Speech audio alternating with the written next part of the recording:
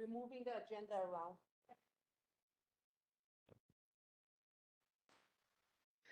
Wai'anae Coast Neighborhood Board number 24 is now in session. So aloha and thank you all for coming. I just want to reiterate about the rules of speaking. If you're intending to speak and you're in person, please go to the microphone, state your name, and be sure that you are addressing the chair. No yelling, no pointing finger. We need to keep decorum, please. And then if you're online, if you can use your virtual hand, and then I'll call upon you. And same for in person and online. If you can keep decorum, please. I know emotions might get high, but take a deep breath and make sure we all are in aloha today. Let's see, blowing of the poo, Kauko'ohu not here. Dana, do you have a poo? No? Okay, we skipping the poo. Nani is not here for the oli. Can you do the oli? Okay.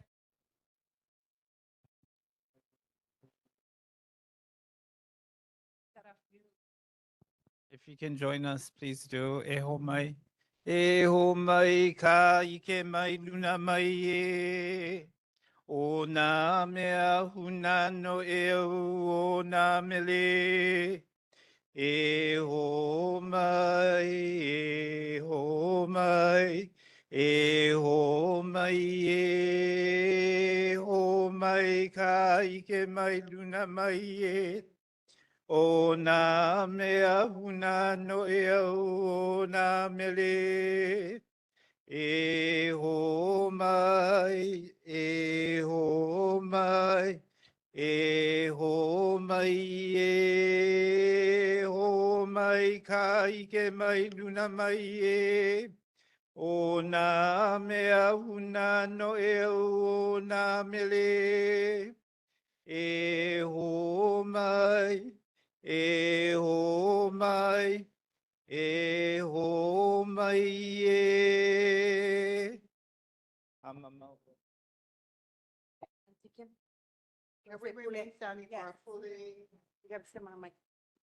We're doing Pule by Auntie Kim. Shall we bow our heads? Heavenly Father, we come to you this evening, the neighborhood board, our community members here, our leaders, HPD, all of our community people that are here this evening for our board meeting for the month of May. We ask your guidance over all the article that will be discussed this evening, and we ask for your constant guidance, Lord. We ask these things in your precious name. Amen. Okay, you can now be seated.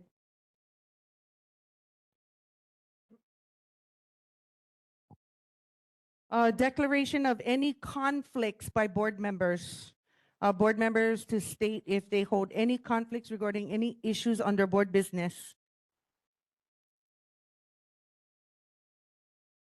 Okay, hearing none, we're gonna move forward. So city, Honolulu Fire Department. Good evening. I'm Mike Doney from the Wai'anae Fire Station, right across the street. So for this month, for our neighborhood board report, the statistics below represent confirmed number of incidents in the NHB's geographical area for the previous month. For more details on the incidents and related mapping information, please visit the fire response search tool on our HFD website at fire.honolulu.gov under the news and info tab. Any questions, please email hfdnhb@honolulu.gov. Statistics for the month of April, we had 1 wildland fire, 9 nuisance fires, 1 cooking fire, 6 activated fire alarms, 137 medical incidents, 1 motor vehicle collision, 2 mountain rescues, 1 ocean rescue. The fire safety tip is wildfire prevention and preparedness. Hawaii is entering a period of increased wildfire risk. With dry conditions, tall grass, and shifting winds, 1 spark is all it takes. Most wildfires are human caused and are preventable. Take action today with these tips. Clear dry brush and vegetation around your home. Never park on dry grass. Hot exhaust can ignite it. Avoid activities that create sparks or heat during dry, hot, and windy weather. Stay aware of weather and fire conditions. And for more information, visit fire.honolulu.gov and hawaiiwildfire.org. Any questions in the room? Online, you got any questions? Seeing none, thank you, HFD, appreciate your time. Who's that? Cross, can you email HFD, please? Yes, can do. Thank you. Thank you. Just a friendly reminder, board members, this is a meeting for community. So if you do have questions, can you please let me know? I can either forward your email or give you the email address to our city officials, please. Next up is Honolulu Police Department. HPD, go ahead.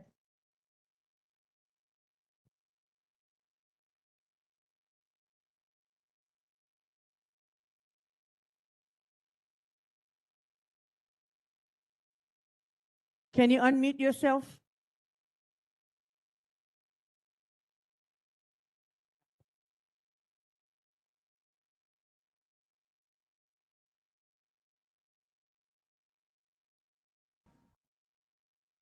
Sorry, I think Corporal. Is it Fumi? mm, Oh, go yeah. ahead. Sorry, Sergeant Morocco with HPD. Hello, have the sorry, stats can you for- hear me? Sorry. Oh, Corporal Corey Makino, District 8 Community Policing Team. Online also with me is Sergeant Fumi Muraoka.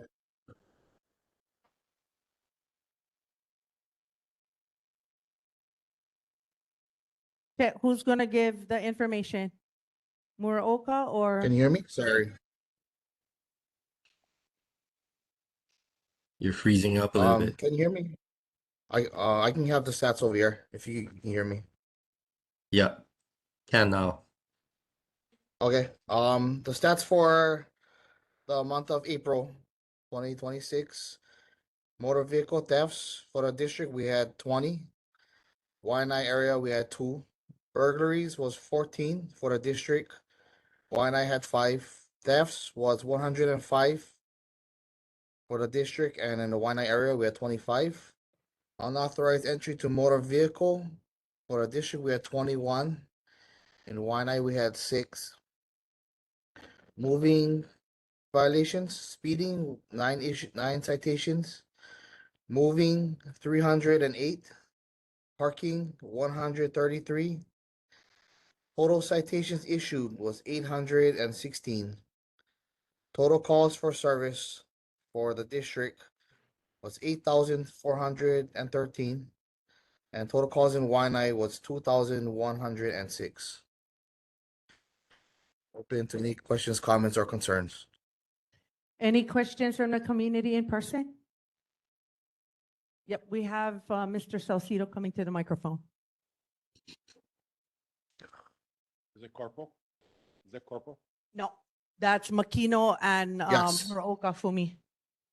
Aloha, HPD, and I appreciate for your diligent response of your HPD law enforcement on the 23rd of April over at my KL property. It's an agricultural land, and we posted no trespassing signage. And apparently there were perpetrators, 2 perpetrators.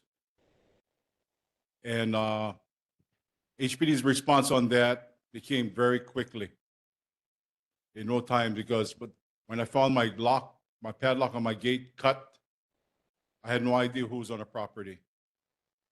So the responding officers came on and guided me on my property, and they had took the leadership on to the property and walked about 175 feet to my dwelling that's under construction on the property as well. And they broke into the hinge into the house as well too. But guess what? We have a detective on this case, and I can't discuss more than that. But there were a lot of camera footage, and social media went out throughout the entire island. regarding the perpetrator that was caught on video.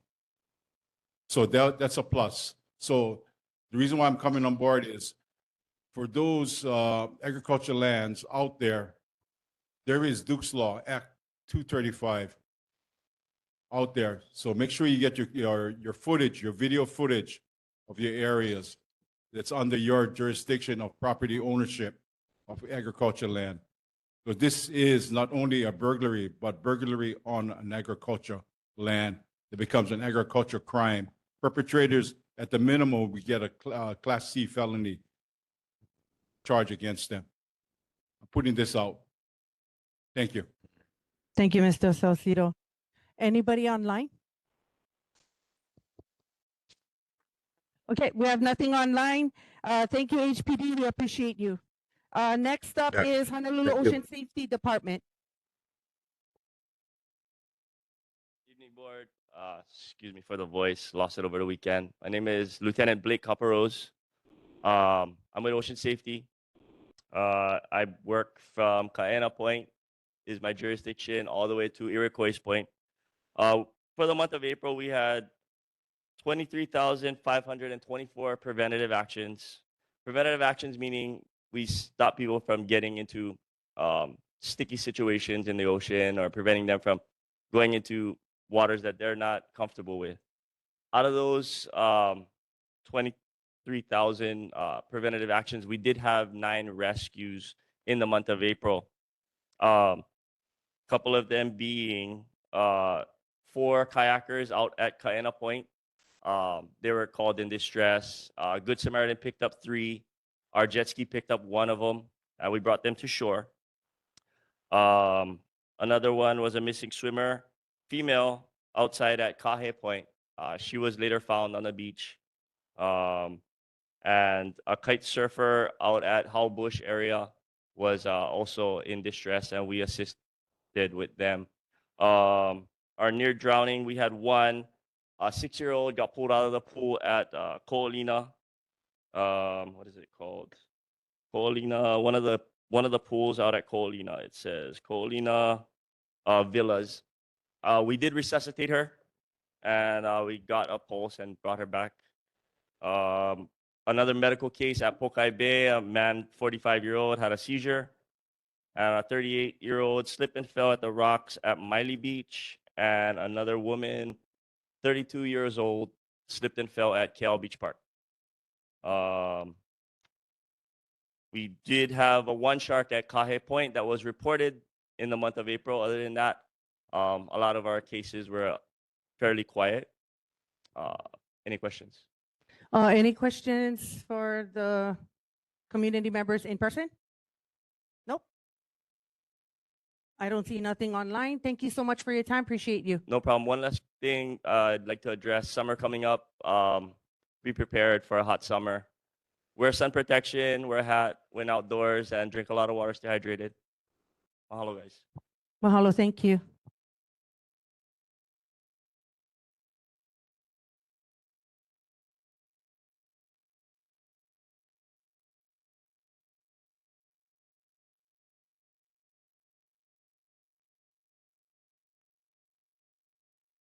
Okay, we're taking a pause right now because we have a board member that has to leave, actually 2.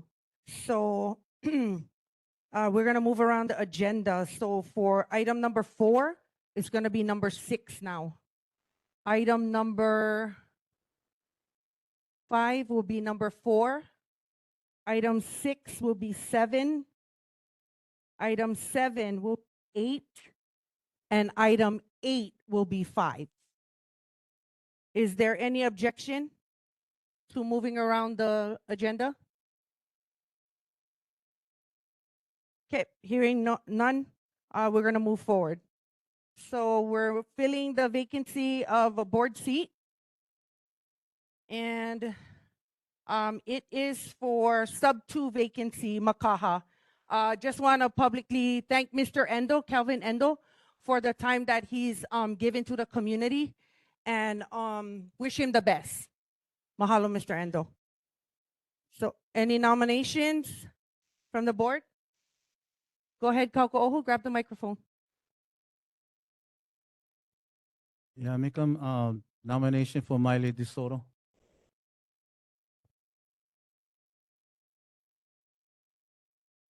Is there any more nominations in person? Okay.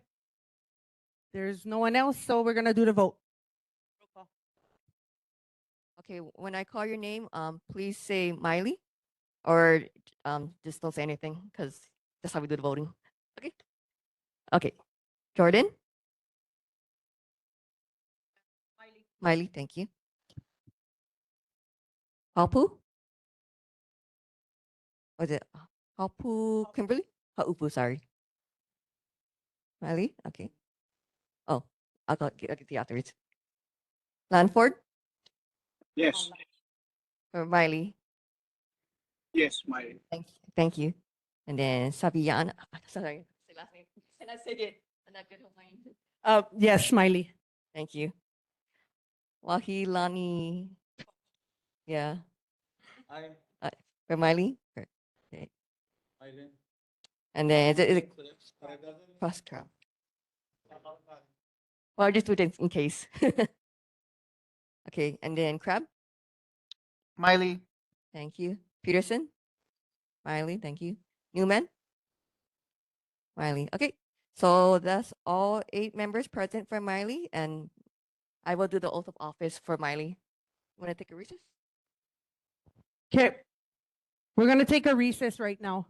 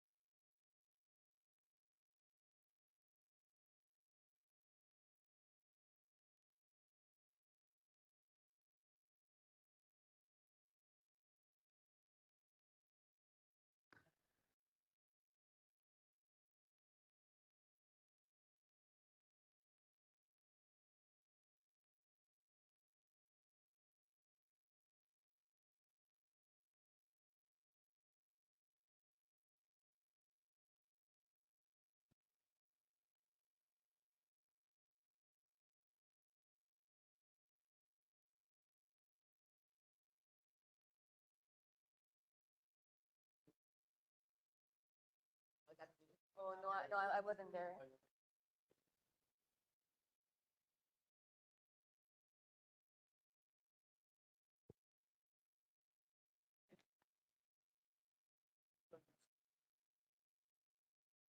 Okay, I'm going, you guys ready? Not yet?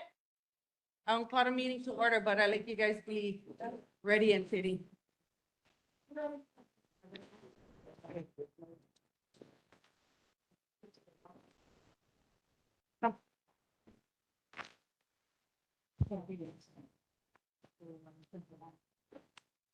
Yeah, that was done.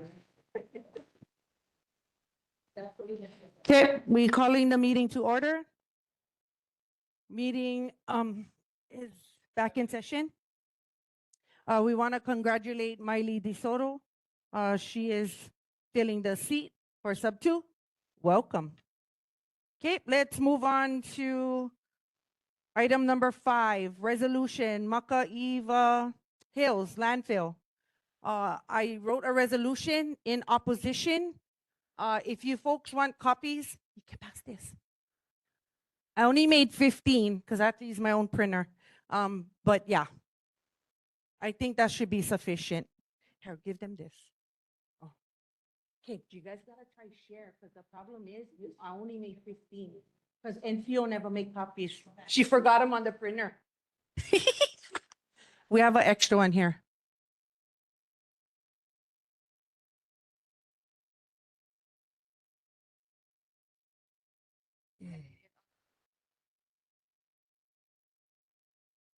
Mahalo.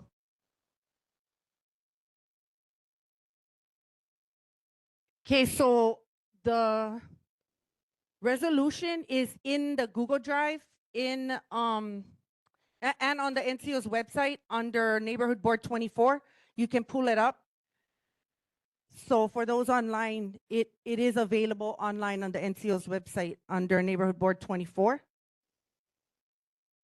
Because I am not going to read the entire, it's 4 pages.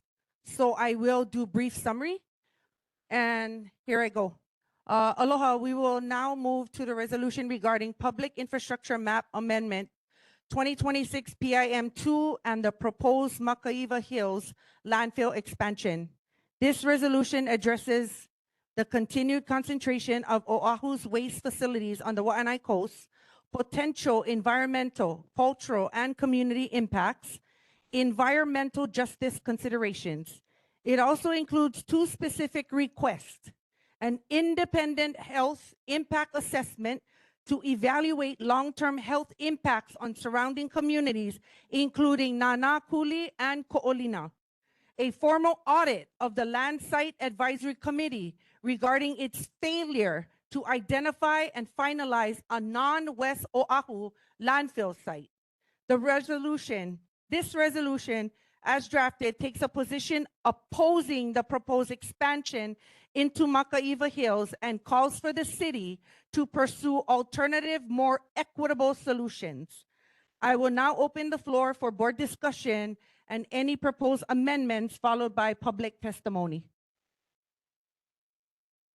So we're going to start from the end. Koko'ohu, if you have anything. And just know, keep them 2 minutes as much as possible, please. Grab a mic.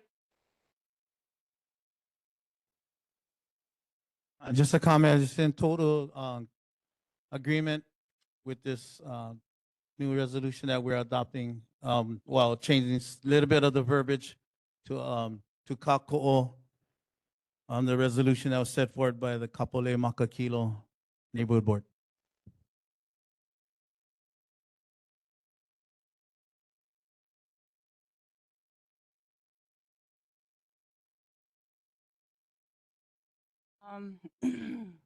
Just wanted to share that at the Kapolei Neighborhood Board, we implemented a solution for our Wai'anae coast to work with receiving the food and waste part of the landfill at Aina Maluhia o Wai'anae. And so a letter had been presented to the board, and we're going to work on doing a presentation for the next meeting. That same letter has also been presented to the legislature as well to obtain their support, and looking to the different state agencies to follow suit with that in a solution for our Aina. Hola. Can you share that with me? Because I didn't receive anything, just so I'm aware of. Apologize, I thought what's I going put you on that email as well. I'll go Yeah. double check and send that to you. Sorry. Mahalo.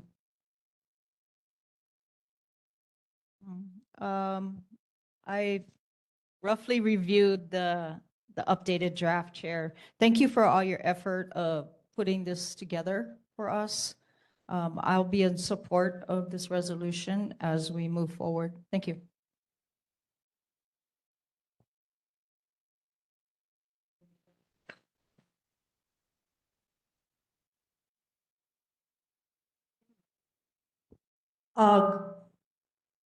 Sorry.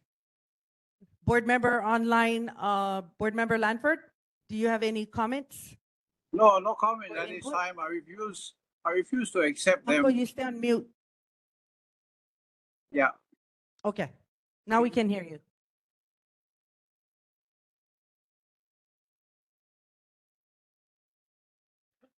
yeah, I refuse the landfill. Makaibo. Okay, thank you, Uncle Lanford. Board Member Crosscraft, go ahead. Thank you, Chair. I stand in support of this resolution. Thank you. No comments. Mahalo.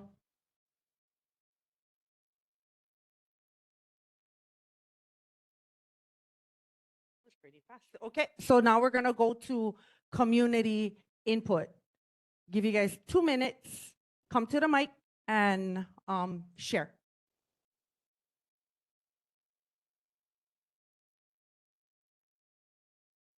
Hello, Mai Kaku. Makaiva Hills is part of Honouliuli. It also is a ilia of my kupuna. Even though it has its own patent. Sorry. 5616, but it's part of Honouliuli. It also comes under Miriam Keikaonohi. So I'm going to speak on this as my family, my tutu. I don't support this. And the reason why I don't support this, one, it's on our land. Two, it's, you can put Opala in the land. And I believe this is 2026. We should have different alternatives like other countries have to deal with their Opala. And I believe that as a state of Hawaii, who is the recipient or the trustees of the trust, meaning they are allowed to utilize the interests of our trust because we have a lot of Kanaka here who are alive still yet. They can also utilize that trust money or the percentage of that trust money to create something that is different so that we have Opala. No matter where we go, we're going to have rubbish. No matter what we do, how we recycle. As far as people, we have to also be accountable of our Opala. But I don't want more rubbish in the land. We should be planting in the land food. And I believe that the city and the state should look into different alternatives for the rubbish that we have as people. I speak for my ohana, Miriam Keikaonohi. I am Kuli'i, ohana, also mahi line. Mahalo. Thank you. Anyone else in person? Come to the mic. Don't forget, state your name. Aloha, Kalei Saucedo. You know they want to extend Wamanalo landfill, okay? But it is part of our home, the 96792. Just to inform you folks, a lot of you folks maybe not know this, but there is EVs out there, okay? There's EVs out there. I lived it at Kai Point for years. That was my playground, okay? I graduated from Nanakuli High School. That was my playground. Majority of the mountains that they dug in, there was the EVs there. We never disrespect my ancestors, but it takes the city to disrespect them. So we need to really stop this. And when they're gonna move the landfill, you have a water flume coming through. That water flume is a very cold water flume. We played in that water flume that comes right through. So when is enough is enough. There's many of our families in the whole 96792 died of cancer. I have family members died of cancer. So this has to stop, but you folks gonna have to spread the story and tell our story because we're fighting all the EV for protecting the EVs all around the other place. What about the EVs that was original there? No one's there for. Nobody's there for their voice. Where is their voice? No more. So I just want to say it. I'm against any more landfills. enough is enough. Stop being a dumping ground. Stop being a yes and stop being a politics that's going to be campaigning for your back pockets. Ao ole, pilao. Thank you. Go ahead, Mr. Salcido. Austin Salcedo, especially those on virtual land right now. Okay, this coming Thursday, 10 o'clock, over at Nanukuli Park. You guys know the Hawaiian name on that. I'm not good, my tongue get twisted. Thank you. Can you speak that in the mic? Anyway, 10 o'clock, there'll be a meeting on discussion of this landfill. Everyone in the 96792 has valid arguments. And the negativity that's put into our lands here. This is going to be the fourth dumping ground in the 96792. Number 4, right? Wai'anae, PVT, Waimanalo, that's in the Nanukuli Kai Point district, but the name of Waimanalo to throw everybody off. Now this fourth one, everybody has valid arguments, okay? But most part, there is water, artesian wells under there, okay? Act 73 prevented this type of landfills in certain criteria areas. They had set the criteria areas. But at the most part, there is other alternatives out there, but they're not exhausting their efforts in the political world. So we need our representative in our city to move forward and represent her people who elected her and to speak in opposition of this. I, again, a representative for our district from the 96792 all the way to Ewa Beach to represent the people that elected her.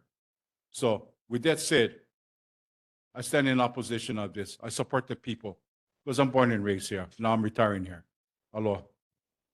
Thank you, Mr. Salcido. Anyone else in person before I go online?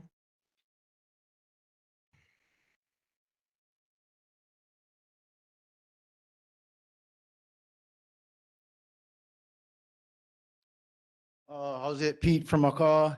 Yeah, I'm in support for the community against the project. Enough poison. If there's water under there, which everybody knows there is, it's a no can do. Aloha. Mahalo. Okay, we're gonna go online now. Johnny May Perry, go ahead. Hi, Chair. Thank you, Johnny May Perry. Let me first say the Mayor's Landfill Advisory Board had considered in not too long ago,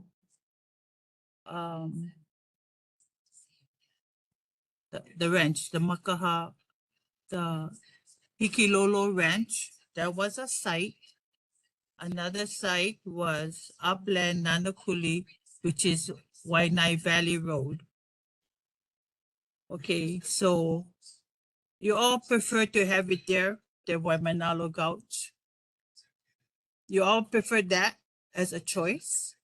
So I said to Mr. Babcock, and I said to Chair Waters, eminent domain, the same process that they exercise for Skyline.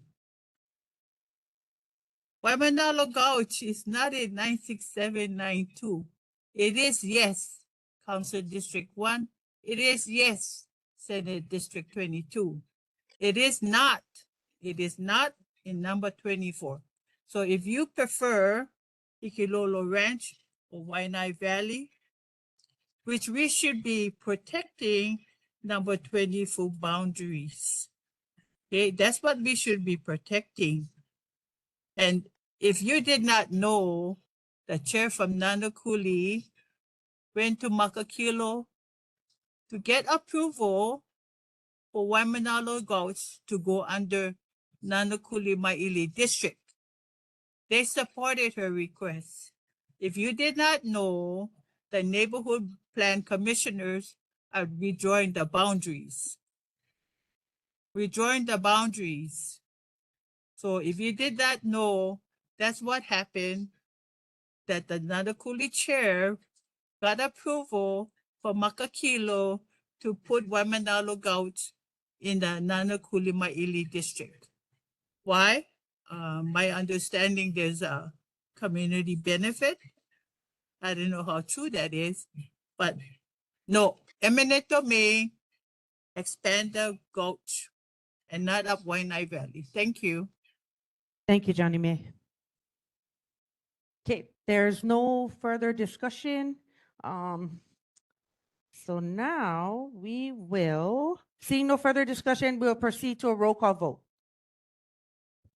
Okay, first, can I get a motion for the resolution? Okay, could you say the motion in the microphone? Thank you.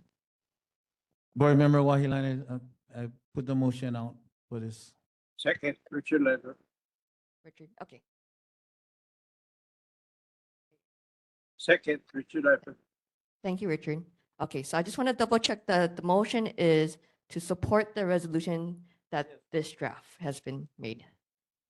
Yes, Oh, correct. Okay, so let me just read the title. Opposing Public Infrastructure Map Amendment Number 2026 PIM 2 and the proposed Makaiwa Hills landfill expansion. Okay, so when I call your name, please cast your vote.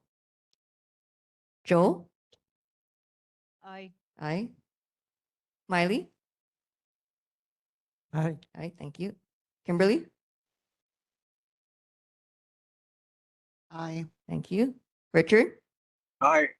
Thank you. And Terry? Aye. Thank you, Richard and Terry. Call who? Sorry, if I, Aye. thank you. Cross? Aye. Regina? Aye. Oh, Nani, thank you. Thank you. Dana?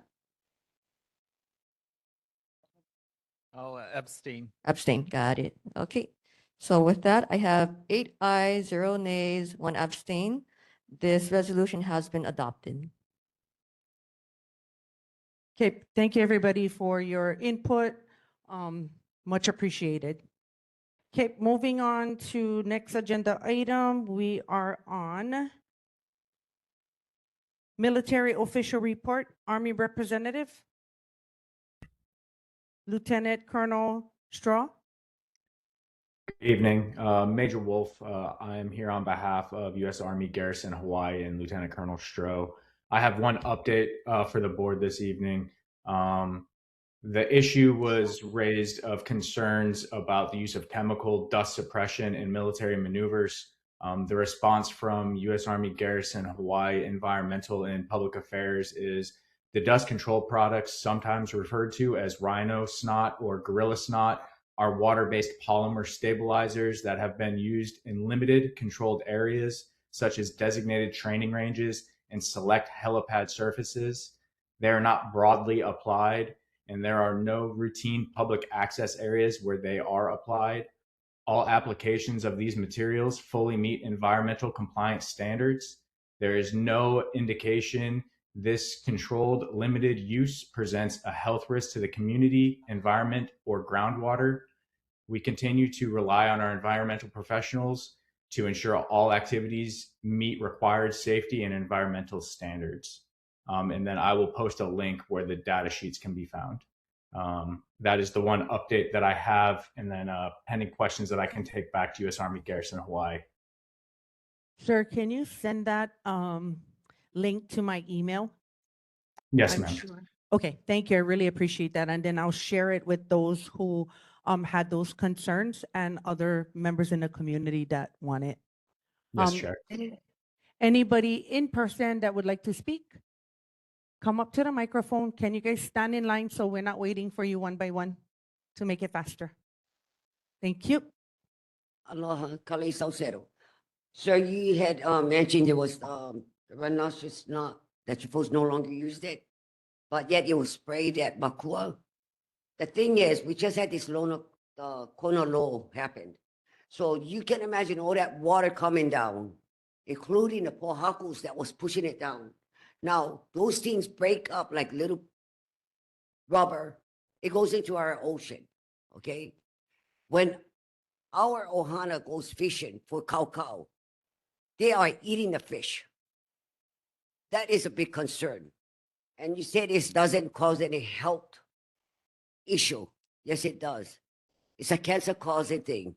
So I'm very disappointed to hear what your statement have made, because Wai'anae is not, is cancer causing.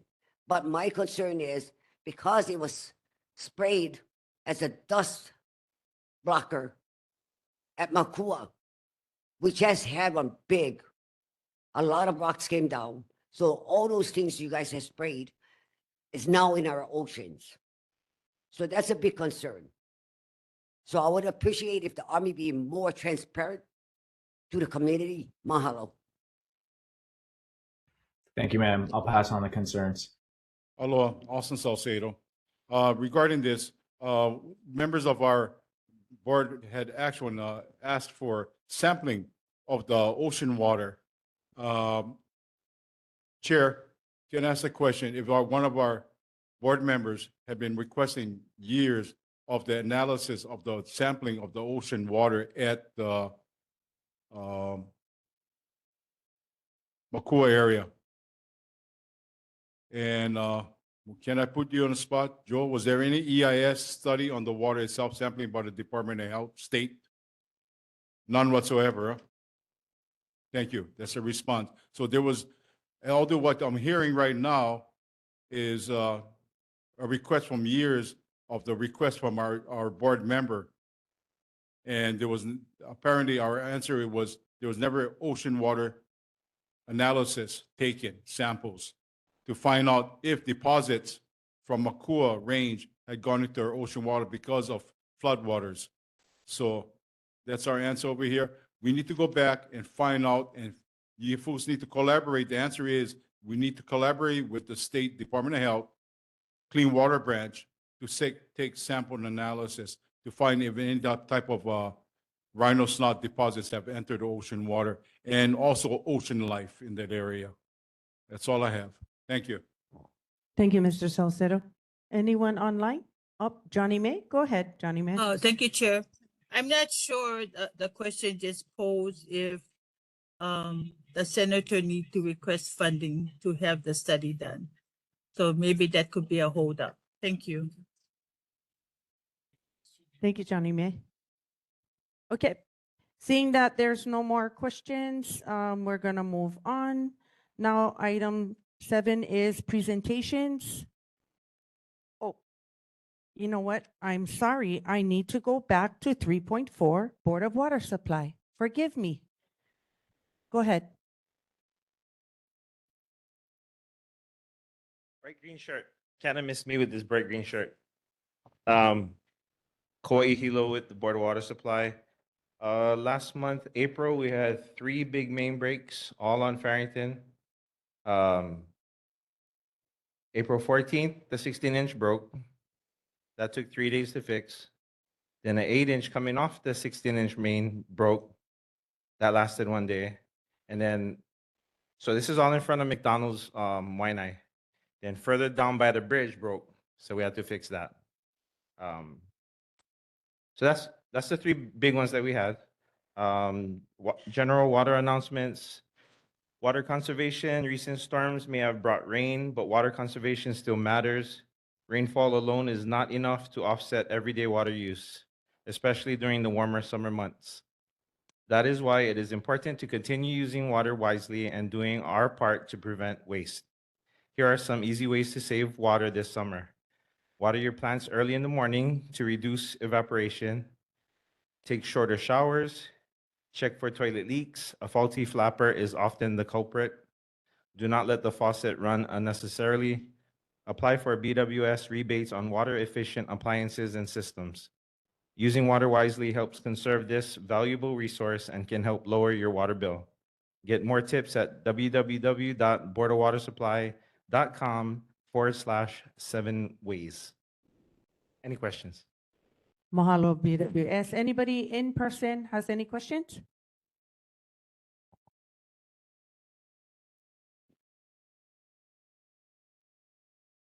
Aloha. Kalei Salcedo. My question is, with all this water break, is it because the pipes is old or it cannot handle the capacity? Is it because the pipes is old and not be maintained, or it cannot handle the capacity what is trying to push to feed our community within the 96792?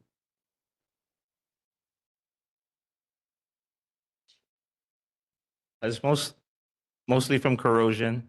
Our soil here is very corrosive because it's at sea level. So the ocean water, salt water, sand, all that stuff is yeah, it causes our water mains, which is mostly cast iron, to degrade pretty quickly. And they're pretty old. They're like, I don't know if I would have to check to get the specific ages of these pipes. The other question is, sir, Antikale, can you talk in the microphone? yeah, you know, the corrosion of the pipes now. You have these new things where they turn around and they do the scoping in the pipes, but yet they have it's called a coating for the pipes, even though it's old. If the bottled water supplier even thought about that, because you see it, you get commercials, you get new technologies that's out there. You know, besides saying that it's the corrosion, it's water level or anything, what is the bottled water supply initial step they're gonna take to make sure we don't have to? Because every time, you know, McDonald's one, just one, there's a, I mean, it was horrible. The part is, you know, when a road is closed, it impacts the community. So what is the initial step that the bottled water supply gonna take to double check all the pipings? Because nowadays there's a coating that they send the cameras down and they recoat to prevent the corrosion.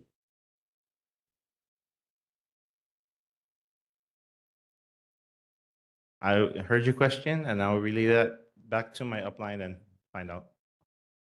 Thank you, appreciate it. Anyone online? Nope.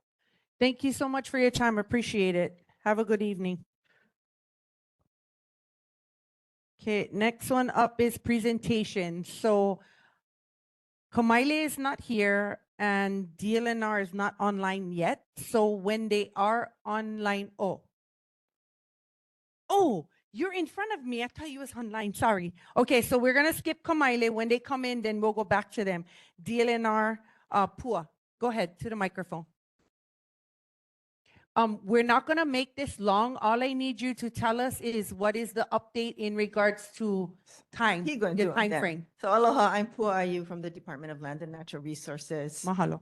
The last time I was here, we gave you a presentation that said it was going to take 6 months from November, which would have been the end of April. It's now May. So there, we had two Kona low storms. They asked us for some extra time. They told us they had lost 31 days in the two storms. And the February storm also impacted them quite heavily. So the DLNR has granted them 2 more months to the end of June. Uapau.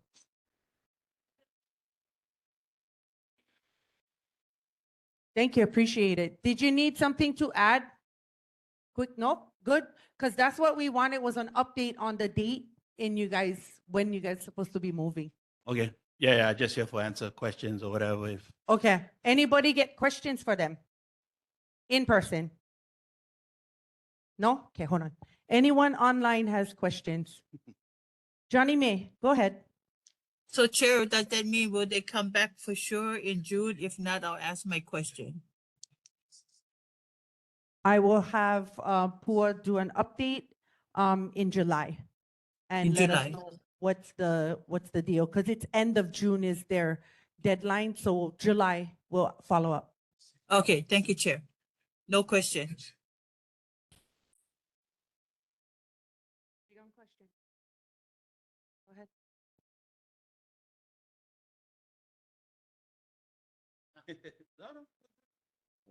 I'm sorry. You guys at the Bull Harbor, are you guys okay?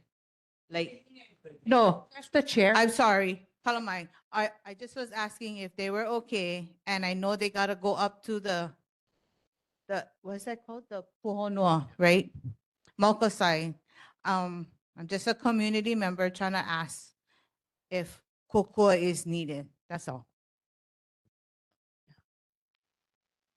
Hello, everybody. Hello, board. Aloha. My name is Kolana. I go by Kala. I one of the 5 leaders of Pu'uno Wai'anae. Yeah, kukua is always needed, you know. We actually doing our own cleanups. We actually saving taxpayer money. Like we're not getting no state funding. We're doing it ourselves. You know, what houseless encampment that you can actually say that clean up their own opala, like for real. Like there ain't none around this whole island that clean up their own opala.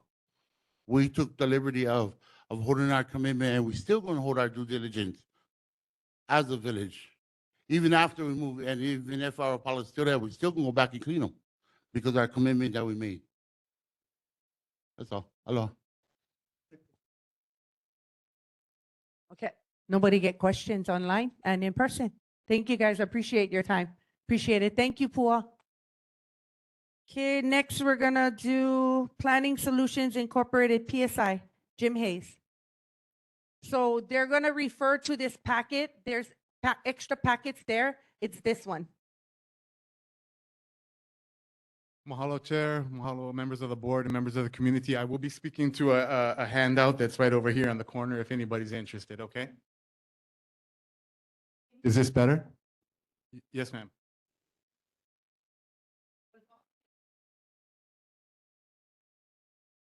Would anybody like one?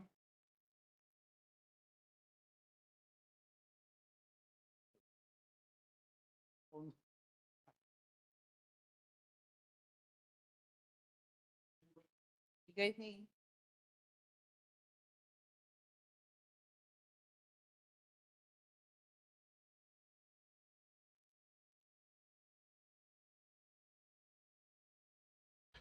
Okay. So my name is McKenna White. I'm a planner with Planning Solutions, and I'm here to present on behalf of our client, the Wong family, a special management permit major application for a single-family dwelling and accessory dwelling unit located at 84253 Farrington Highway on TMK 84116. And a requirement of an application is a presentation to the neighborhood board. And so flipping the page now to get you oriented, the project location is on the north side of Makaha Beach in the residential community of, I think it's Holt Street and Macau Street. As you can see from the shading, the yellow is residential R10 zoning. And across the highway on the Mauka side is ag. And then the beach itself is preservation. The lot in question is 12,754 square feet. If you'll flip the page, the next shows an aerial photo of the project site. It's a 2022 aerial photo.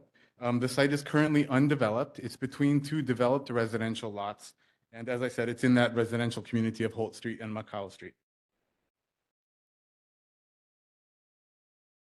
Turning the page once again, this is for a special management area permit, and principally coastal hazards are a major concern in the special management area. So this graphic helps to visualize some of it.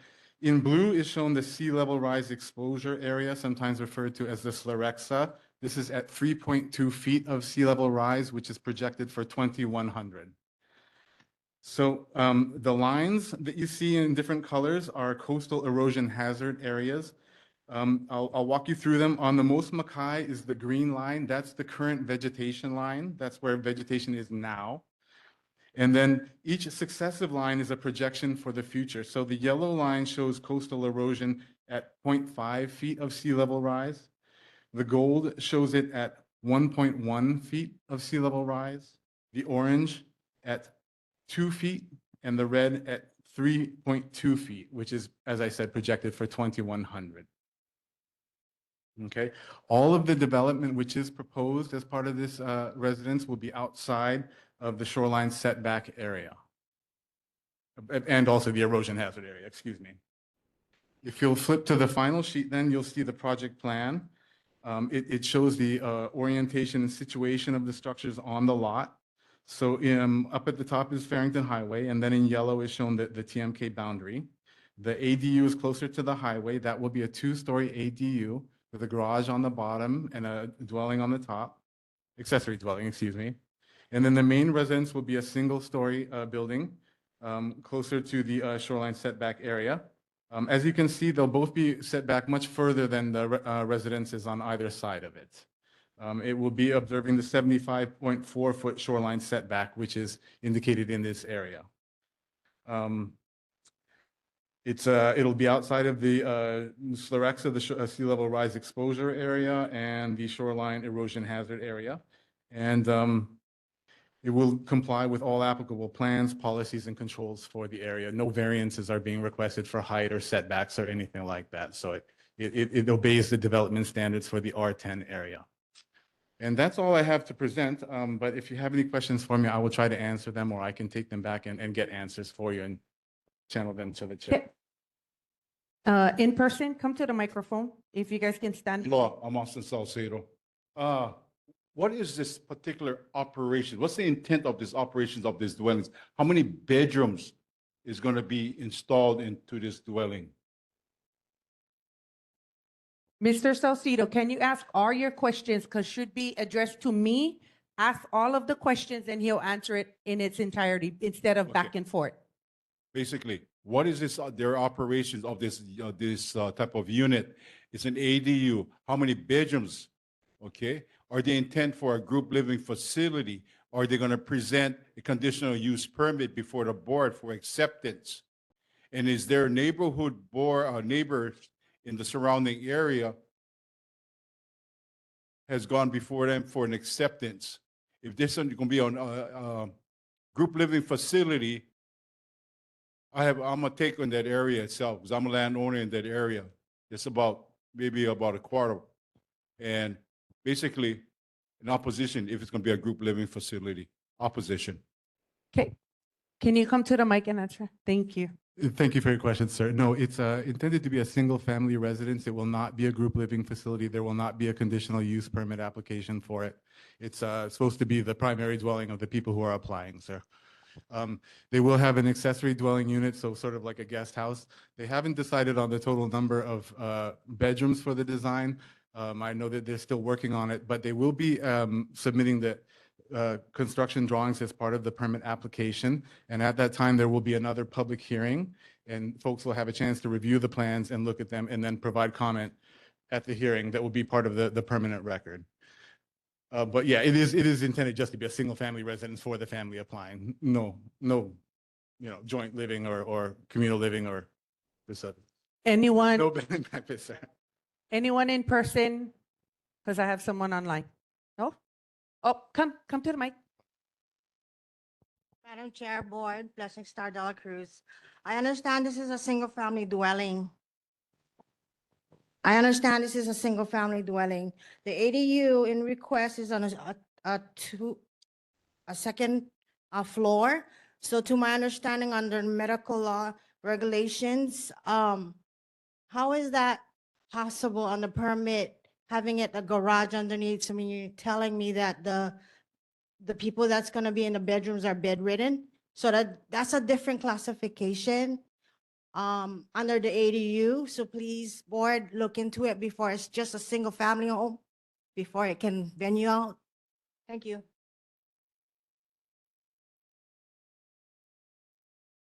Chair. Sir, can you come to the microphone and explain what ADU means? Because some people in the audience are not aware of that acronym. Yes, Chair. ADU stands for accessory dwelling unit, and it's basically a guest house. So it's like just an extra bedroom and bathroom above the garage for visitors or guests of the family. Okay. Yeah, I wasn't aware of what that meant. Okay, we have someone online. Johnny May, go ahead. Thank you, Chair. Sir, He's here. Yes, ma'am. Is there going to be a swimming pool where the immediate neighbors notified by mail? And I know the city can't have ice all the time, so chances are the facility will run as an illegal vacation rental. So the question is, swimming pool, neighbors notified by letter. Thank you. Thank you for your questions. Yes, the neighbors were notified with a letter. I have a copy of it here that it went out. And Mic closer. I'm sorry. Yes, the neighbors were notified by mail. I have a copy of the letter here, and it'll be part of the record. And I'm sorry, the other question was, okay, so. Swimming pool and Swimming if pool. you notified. Thank you for repeating that. To my knowledge, there is not a swimming pool as part of the design now, but there may be part of the design when it's finalized. That will be part of the permit application and folks will have a chance to review it and comment on it at the public hearing. So my comment is it's a waste of water. Okay, we need for drinking. Thank you. Thank you, ma'am. Thank you, sir. There's no one else with Chair, again, questions. question. Go Quick ahead. question. McKenna, so the Wong family, is this the same Wong family that has the farms up Wai'anae Valley, the piggery? I have to be honest, sir, I don't know. Thank you. Chair, I have a question. Go ahead. Do you have the square footage of the ADU and the potential square footage of the single family? And what are your plans? Well, what is the homeowner's plans of vegetation they plan to put in your blue area? Okay, so I don't have any final square footage for the structures. They will be within the development standards for the area. They are working on them. And they will be part of the construction drawings that are submitted as part of the permit application. So folks will have a chance to review the final design and comment on it prior to the city making a determination about the permit, ma'am.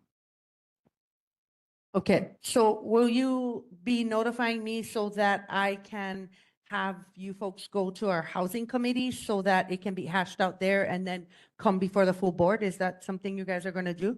Or Well, is it going to be public forum type in when you have the construction plans and everything? So what will happen then is that the city and county will hold a public hearing and we'll send out notifications to everybody in the area and they'll be invited to review the application and then to provide comment. And they can do that in person or remotely. Okay, thank you so much. You have a question? Okay, come. Hey, hello, everybody again. What about the environmental impact statement about the neighbors and stuff? Because I took care of the house right next door before the lawn and stuff, and I know, like she said, gonna be a bread and breakfast, automatic, even though nobody gonna be watching. But that's what these houses is up for right here. All these houses is like bread and breakfast, and I know. Oh, so what's your question? Sorry. What was your question? Environmental impact statement. Okay. Okay, thank you. Okay. Let him answer. Impact your neighbors, the ocean, what? So an actual environmental impact statement has to be triggered by certain acts. You can't just do one, but and there is no trigger here for a formal environmental assessment or environmental impact statement. Oh, You gotta come to the mic, kind of be talking out there like that. And speak. Yes, sir. Mikey. I can show you on the map. But yeah, I looking at your map, so, because I know the shoreline already, so I was just wondering about the shoreline too, that's why. It's all reef, that's why. It's all reef over there, that's why I just wondering. Okay. That's how our surfers and boogie boarders walk, for go around the reef, for go out there to Macau Point, you know what I mean? So that's why I'm trying to ask if you're gonna, the environmental impact statement, if you're gonna play around with the reef or whatever you guys gonna do. Thank you for your question. So if you look at the final sheet, it shows sort of the layout or the proposed layout. And there's a hatched blue area that shows the shoreline setback area. There will be no structures there at all. They won't build anything in that hatched blue area. So it'll be further away from the ocean than anything on either side of it. So there's no intent to obstruct any lateral access along the shoreline. Can you repeat? You said the setback was how many feet from? Yes, ma'am. 75.4, Chair. Wow. Okay. We got some more people want to ask questions. Come to the mic. I think okay, so you know how Mikey was saying, that's how we walk, the surfers walk. So, okay, so if I look at this one, it shows Makaha, this paper, this one right here, shows Makaha Surfside. You know, because Macau Surfside, they have a little pathway for the surfers, that's why.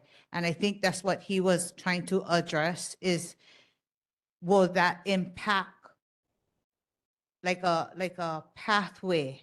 You know, I think that's what Mikey was trying to address at that point. Not going to be if the setback is 70 plus feet, that's far away. So yeah. Go ahead, Blessings. Madam Chair, Go ahead. Board, I want to flag this from the beginning. Not only is because it's concerning the environment and the community, but also by just its flagging itself on the permit. Under the ADU, it's a different classification and permit as what Joe had mentioned. That alone just kind of gives the big red flag on it. So with the permit under scrutiny with the state and city and county and that alone, I just want to flag with the board. We're not taking a vote on this. This was only information sharing on their part. Correct, right. Yeah, we're not taking a stance on this. Right, and if they go forward with the committee, then at least I'd like to have the community know and be aware of that before anything. Thank you. Yep. Anybody else in person? Chair, just let me make a final comment, quick one. So if you're looking at the project plan, yeah, the dwellings that the Wongs are proposing to McKenna here, going to be farther back than any of these other neighbors that are right there. And if you look at the pictures, get the neighbors to the right and the left, their housing is like right up there to Kanaloa, right up there to the ocean. So being that they're going to be back 75.4 feet, that's a good start. You know, too bad we kind of go back to the other neighbors because they're like right on there. And Mikey, we know where we walk to when we go surf on Makaha. So good job on that. We appreciate your question, sir. Don't worry. Thank you very much. Awesome. Thank you so much for your time. And be sure to, you said there's a link or something? No. A letter. Can I see that letter can you send it to me in an email? Or do you have an extra copy? If not, it's okay. You guys have my email. You can email it and I'll share it with the board.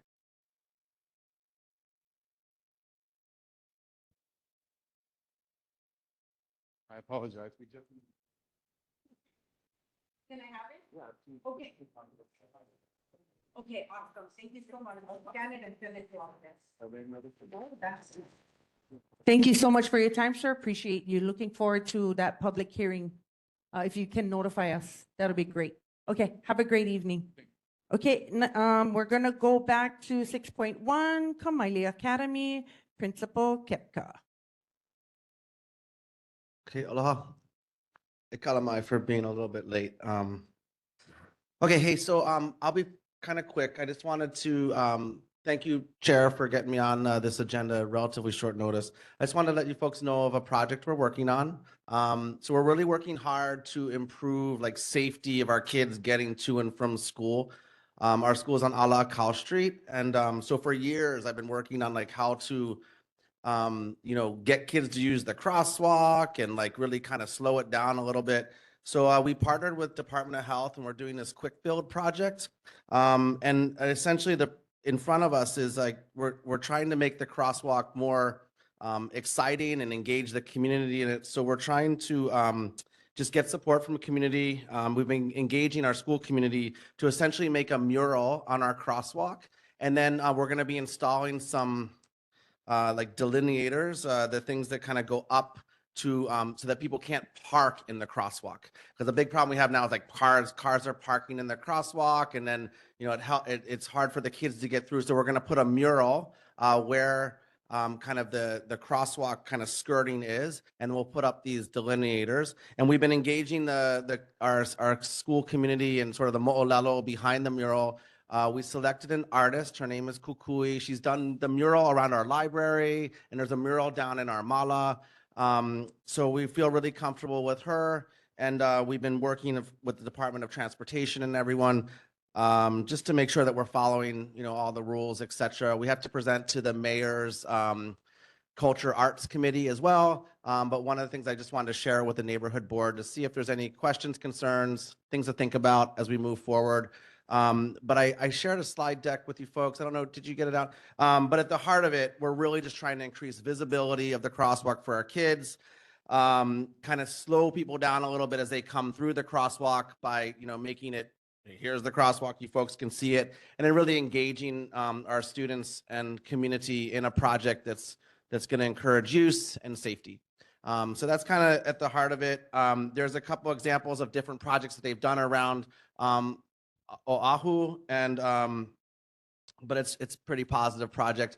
We had a table at our big Sunset at Kamaile event, and we got a lot of mana'o, and then there's some basic designs of the mural, some preliminary designs based on the mana'o from our community on the back, but that'll kind of evolve. There's also a timeline in the slide deck too, just so you can kind of see when this will be happening.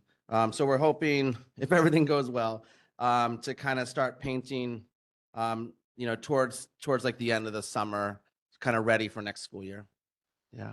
So that's it. I'll be short and sweet. I know you guys have a lot on your agenda, but I want to thank you folks for your continued support. And I'm here to field any questions or just things to think about as we do this project. Our aim is just to make it safer for the kids and get some, continued pride within our community and, get the kids involved. Anyone in person would like to come to the mic? Okay, Johnny May online. Go ahead, Johnny May. Thank you, Chair. So Paul, I saw some remnants of the pictures, very whimsical. You brought up the part about parking. Maybe BTS or HDOT can put red lines so the public know not to park in that newly creative, calming crosswalk. That's one. Who maybe invite the Wai'anae High and Intermediate to be part of the coloring or the neighborhood. And then eventually there's going to be retouch for it as it wears out. And if the artist is providing art classes to your students at Kamaile, I would want that for her to offer her service to your students for art classes. So that's my take on it. Thank you. Good job. Thank you. Yeah, just a comment on a few of that. So if you guys on where it says proposed safety improvements, we already have the lines. They're not red, but there's no, like, we're going to put these, I think they're called delineators. Yep, they're they're delineator called stanchions. Yep, tough curbs. So that way it'll actually kind of go around what's already there so people can't park. And then in between that, then there will be the mural. So it'll kind of protect. I love the idea of engaging Wai'anae High School with it. Kukui, our artist, has already, when we did our big mural, every kid in the school and every community member that wanted touched that mural. So part of the mural, the way the artist does the murals is everyone can put their hands on, including everyone in this room. So everyone sets the foundation with their hands, and then the fine tuning of the art comes after with the artists. So our kids are definitely involved, which I think is really important because the things that we do together, we're going to take care of together. And so hopefully we will need to maintain over time, but hopefully the kids will take good care of it. Yeah. I'm sorry. Can you come to the Coco microphone?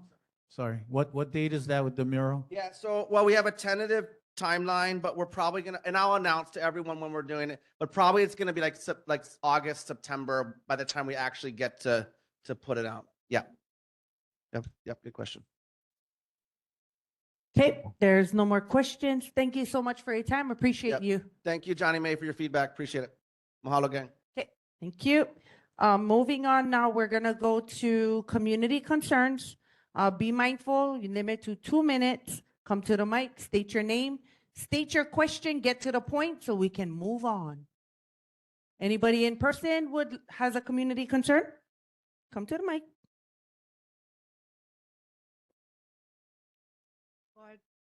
Blessing Star Dela Cruz. I spoke with Board of Water Supply outside. I didn't want to bring it up in towards the community What I had questioned with him was that I had brought up Wailua and Halaiwa's waters being with bacteria and viruses and stuff. And I had asked him, because of the news break, that our side had parasite and bacteria as well, and why is it that we are notified or known of it? Because I only had notices of twice. And I didn't want to cause chaos or anything like that, bringing it out. So I had asked him to go and find out and let our community know, because from what my knowledge was, it's in our drinking water and our showers and whatnot. So I wanted that for you guys to know. Thank you, appreciate that. Anyone else in person? Can you guys line up at the mic, please? If there's more than one person in person. Aloha. Aloha. Kalei Salcedo. My community concern is, you know, we got to remember we're here for our community of residents, yeah? And I know we had the storm and everything, but I am concerned because we need to know more about our board members, the committees they in, be more transparent, because we need to know what's going on, yeah? We want to know what's going on with our house list. That's our ohana too, with the Hawaiian groups and everything. Anything, we want the transparency because you folks, we're asking, we voted and put your votes here. So you guys do take it at heart to communicate and collaborate with your, community, because that's all we ask. And if, it's okay to agree to disagree on things, but we have to remember, we look at each other. But when we get pilakea, let's talk it out nicely, and then we'll walk away. And when there's a new day, a new sunrise. So that's our thing. But transparency is very important. And I was kind of a little disappointed because, as you notice, the board meeting, if you can go look at the board meeting, the YMCA, this is our kids we're talking about. And they asked for volunteers, and the board members had said, oh, yes, security, okay. But I was disappointed to see 2 board members, and one was Uncle Richard and Terry. If we're going to promise something to our kids, you got to remember, that's we as adults making that promise, okay? We as adults making a promise. If we break that promise, inform them why and how come. Because we have to be transparent to them. If we want their respect, we got to give them our respect and explain to them what happened, why auntie or uncle wasn't there. It's just being transparent. It's because if they're going to do pilakea, the kids, we're going to scold them, but we're going to let them know why they got scolded. But how do we explain to our kids that, wow, but we was promised, and then no more? We can't be that. We have to be more mindful. It's our kids, our kikis. They're the generation. So let's support them whenever we can. Thank you. And keep our Sifle. words. Mahalo. Thank you. Come to the mic, come. How's it? I have a question regarding yokes. I was just wondering what all the concrete barriers are over there. And then why is it always being closed now? Always, every chance they get, they like close us out of yokes. I born and raised over here surfing. We always had free access to the beach. Nobody had the right to tell us no. And all of a sudden they telling us no.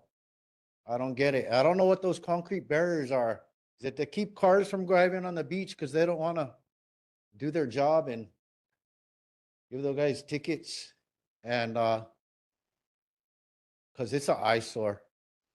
And I used to park on that side under the banyan tree, which was removed. I don't know why, but was one of the only spots you had shade, except the lifeguard stand. And then I have one more question. It's actually to bring up awareness. We had about a month or so ago, we had the people come out with the insurance about reclassifying flood zones. And then we got hit by that storm and we flooded. And hey, everybody knows that storm was bad, but I've seen bad storms before. It's nothing new. So it's this kind of complacement, lack of will to take care of what's maintaining what we already have, and blame, a lot of blame and stuff. But it's kind of questionable because they're going to raise our rates, huh? You see what's happening on Big Island with the volcano. People cannot get insurance. It's happening with floods. We're going to be priced out of our homes. That's part of the agenda. Aloha. Thank you. Come to the mic, Mikey.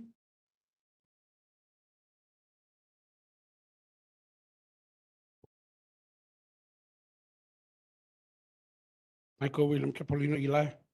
Like I was saying, they make the landfill on the west side, yeah? Well, you boycott all the rubbish. Boycott them. All the big name companies where everybody ordering their food from. Costco, I go shopping at Costco, but before we used to burn our rubbish. But they tell you this environmental impact in the sky and shit, but sorry for, and then that guy up there, the junkyard, so now he getting sued because Brother Man went dig on his property, mean kind high walls that he thought he could, the river came right down. Kavivi came right down. Now the farmers over there, they're suing him now. What name? Ahmad, okay, Ahmad, see? You know why? Because Brother Harrison passed away, so we was always grumbling about that guy. Because that's Harrison's land too, that's why. The guy in Pala Pala Sila Nui, that's what we get. We get the real peppers. Yeah? So that's what, I don't want the kind, me and him was like that, but now he gone, so I gotta just keep on doing what I do. Yeah, but that guy, he getting sued from the farmers in the front. All the rocks came all on the road over there by Angels. That thing was a mean disaster up there. But he didn't clean them out, but he's still gonna get it. I know the farmer's mad over there between Angels and him. Yeah, so he went dig up the river, like kind of high cliffs. You go over there, just look across, you can see them where the water was coming down. Oh wow, like see, play with Mother Nature. I think I get you. Yeah, but yeah, that's all I get for saying. The landfill, no. Aule. Aloha, Chair. Do we have our governor's rep online?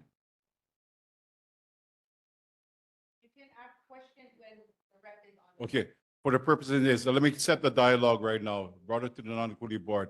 This Kona law had brought the expansion of the spread of the flood zones on the area.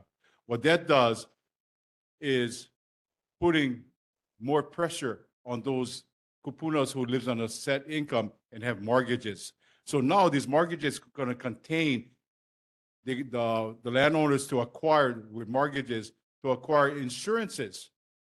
Okay, with the governor's emergency proclamation, they can add state funding to subsidize this and not pressure or put any kind of adverse impact or financial the burden on those who live on a set income. So the governor can input a governor's emergency proclamation of this type of adding to these banks. Basically, they're going to foreclose because they cannot afford because of the cost of the flood insurance. It's a domino effect, but it's only going to support all the bankers who has mortgages on these lands. So when the governor's representative come on, that has to be introduced and to be looked into because it's going to impact all those who's living on a set income because of the spreading of the boundaries of the flood zones now. It had expanded. Something to look at. Okay, anybody else in person before I go online? Okay, online we got Johnny May. Johnny May, go ahead. Thank you, Chair. My advocacy is for number 24, and it's for the beneficiaries of Wai'anae, not for elected officials, paid or unpaid, to secure the position. My advocacy is for my community. 7th generation in Wai'anae. Whether you like it or not, but that's where I come from. My advocacy is not to protect someone's job. I don't like in the past that as a voter, I don't get to speak to my elected official. That has happened on this board and it has happened on board 36. No landfill, no geothermal, boundary 24. Thank you, Chair. Thank you, Johnny May. There's no more online and no one in person. Chair, I get What? community concern. Can you put that in an email because the board is not supposed to be, the email went out, the board is not supposed to be involved in community concerns. Only the Well- community members. Even though we're part of the community, Chair? Yes, you're supposed to put that in an email. The NCO already notified us twice because our board has done it multiple times. I just following the rules. I don't make the rules. I'm sorry. Okay, we're moving on now to elected officials. Mayor Rick Blangiardi's representative, Donna Puna.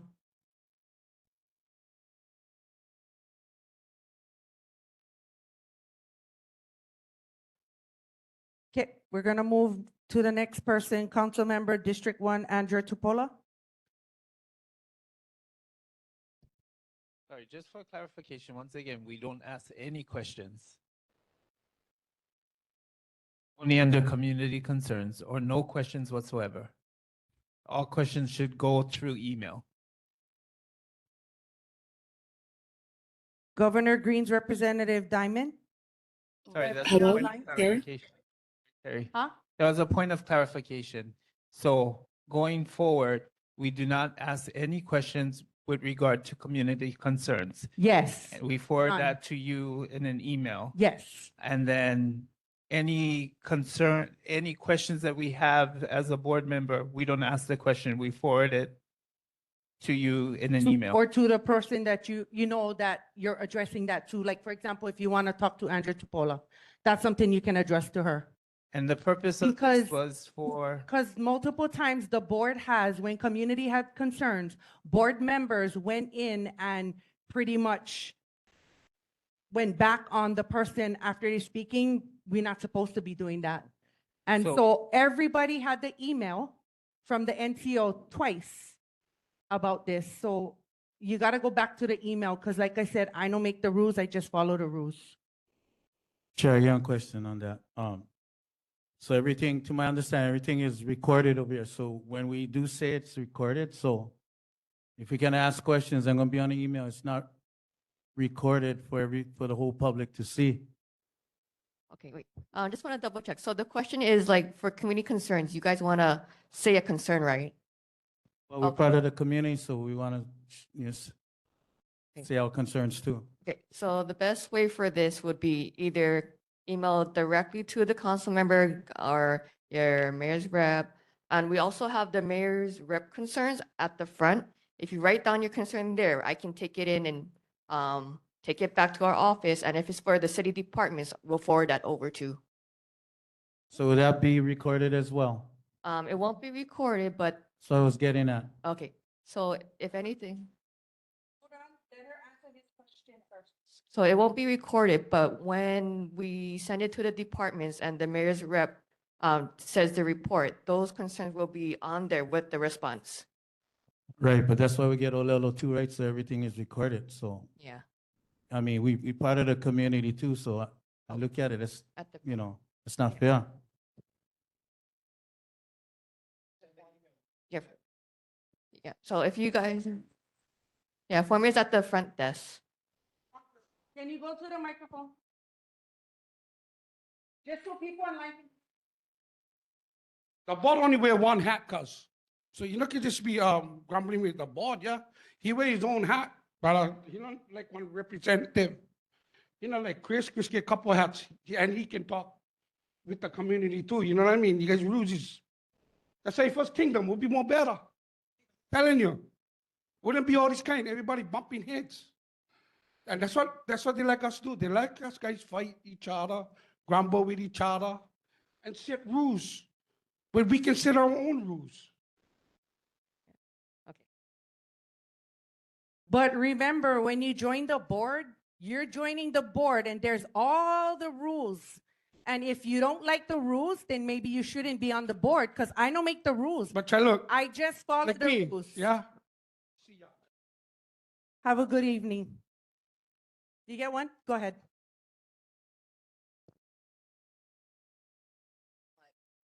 Aloha, Kalei. You know what, this is exactly what is gonna go on. Whether we agree or disagree. But we gotta remember, we all here because we all have concerns. But you folks have all the emails. I'm talking all the emails from the Army to the Navy to the council to the governors, everything. The board, you guys have all those emails. My kapunas no more. They gotta come see me and my husband for those emails. We gotta teach them how to do this. You folks have all the emails. There shouldn't be no pilikel. You guys get all the emails. Land your finger, do the walk-in. And then when you get your response from through the NCO or whoever you're writing, then when you come back to the board, you can share that with your community. What was the response? What was the question you guys would ask? And inform us. What was their response? It's not going to kill you, anybody for doing that. You know, you guys can respond to the committee and let them, hey, I got this, responded from the governor's office or the mayor's office, and this is what would happen. This was my question to them. That's called communication and collaboration. Thank you, Auntie Kale. I appreciate you. Sorry, Chair, I just would like to say, what country do we live in that we don't have the right to speak? No matter, you guys follow the community. Correct me if I'm wrong, but tonight, you guys is the board, elected board. So tonight only, you guys don't have a voice from the community. Now, that's not saying you don't have one. It's just tonight for these several hours when you guys are representing the neighborhood board. Now, once that is done, once the board is officially out, then you guys send the email as a community member. But as you guys sit there tonight, you guys are board members of the board, not members of the community. Oh, we don't have staff. Okay. We don't have paid staff. Okay, okay. Yeah, sorry. So yeah, that wasn't recorded, so no one online could hear that. But since, this topic is not even on the agenda, so this is out of order actually too. So can we go back onto the agenda? And if there's any questions, you can email me and then I can bring it back to my office, or I can try to answer the best I can. Yeah. Okay, I'm gonna go back to the representative, Donna Puna for mayor. Are you online, Don? Yes, I am. Okay, thank you. Go ahead, Don. Thank you. Let me see. I have a couple of answers today. One is for cattle gate concern. Can the cattle gate located at 871475 Kukai Place be inspected to see if it was installed legally? On March 31st, 2026, DPP building inspection conducted an investigation and that revealed a yellow metal gate approximately 16 feet in height was installed at the end of Kukai Place, thereby blocking access to the cul-de-sac. The road is under the ownership of State of Hawaii Department of Hawaiian Homelands. Accordingly, this matter should be referred to their agencies to respond. This issue does not fall within the jurisdiction of this department. No building code violations were observed at this time. The second issue is illegal parking. Can parking be enforced along Lehoku Street starting from Hoku'u Kali Place up until school? Residents are parking on sidewalks and egresses, forcing pedestrians to walk in the road.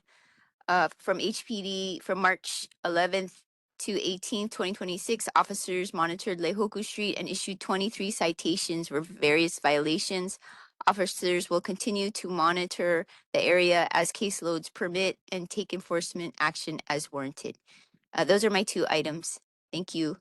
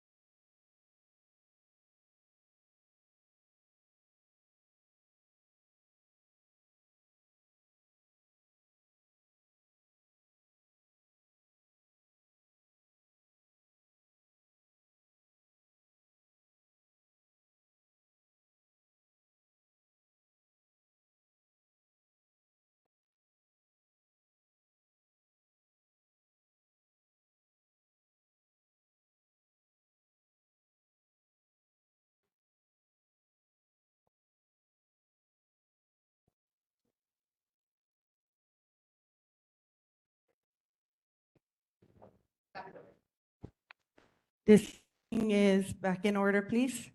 So Donna Puna, go ahead. Sorry. Okay, you didn't hear my two issues? I can repeat it. Yes, please. Okay, so the first one was can the cattle gate located at 871475 Kukai Place be inspected to see if it was installed legally? On March 31st, a DPP building inspection conducted an investigation and revealed a yellow metal gate approximately 16 feet in height was installed at the end of Kukai Place, thereby blocking access to the cul-de-sac. The road is under the ownership of State of Hawaii Department of Hawaiian Homelands. Accordingly, this matter should be referred to their agency to respond. This does not fall within DPP's jurisdiction, and no building code violations were observed at that time. The second issue is, can parking be enforced along Lehoku Street starting from Hoku'ukali Place up until the school? From March 11th through 18th, officers from HPD monitored Lehoku Street and issued 23 citations for various violations. Officers will continue to monitor the area as caseloads permit and take enforcement action as warranted. Those are my two items, and I'm here for any questions. Thank you. In person, any questions, come to the mic. Aloha, Don. This is Austin Salcedo talking. Question. Over at On Farrington Highway in the district of KL area. Farrington Highway has a blockade sign, road is closed. Because over at the Lady of KL, right across this area between Lady of KL and the first bridge, the eastbound lane is gone. So there's a safety factor here. Individuals, the public has been disrespecting HPD. HPD gave up. There was too much of an overflow. But there's a lot of encampments on city area, bringing to the attention of the mayor that there is no trespassing, et cetera. Resolution 22-151, I brought it up to Andrew Tupola, the Nanakuli board, of the problem because Wai'anae didn't have a neighborhood board that last month. So bring it up, and the public needs to adhere to the posted signage by the city. And city DPR supervision, first line supervision, have not been doing their initiative work and notifying and removing all these individuals that's causing more debris on our area, because our sick and tired of already removing vehicles and a lot of wooden pallets and all this debris that's been put on the KL Beach Park on the undeveloped site. So we need basically enforcement out there to clean up these areas again. But more so, Ed Sniffen did do his diligent job by putting a road barrier on Farrington Highway because of the safety. But now the city has to take their approach on this for the safety matters. That's all I have. Can you take this back to the mayor? Appreciate that, Don. Thank you. Yes, thank you. Okay. Any question? To the mic.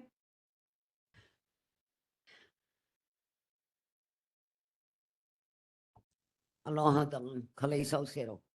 You know, Aloha. the mayor just gone to China, yeah, for the panda bears. Yes.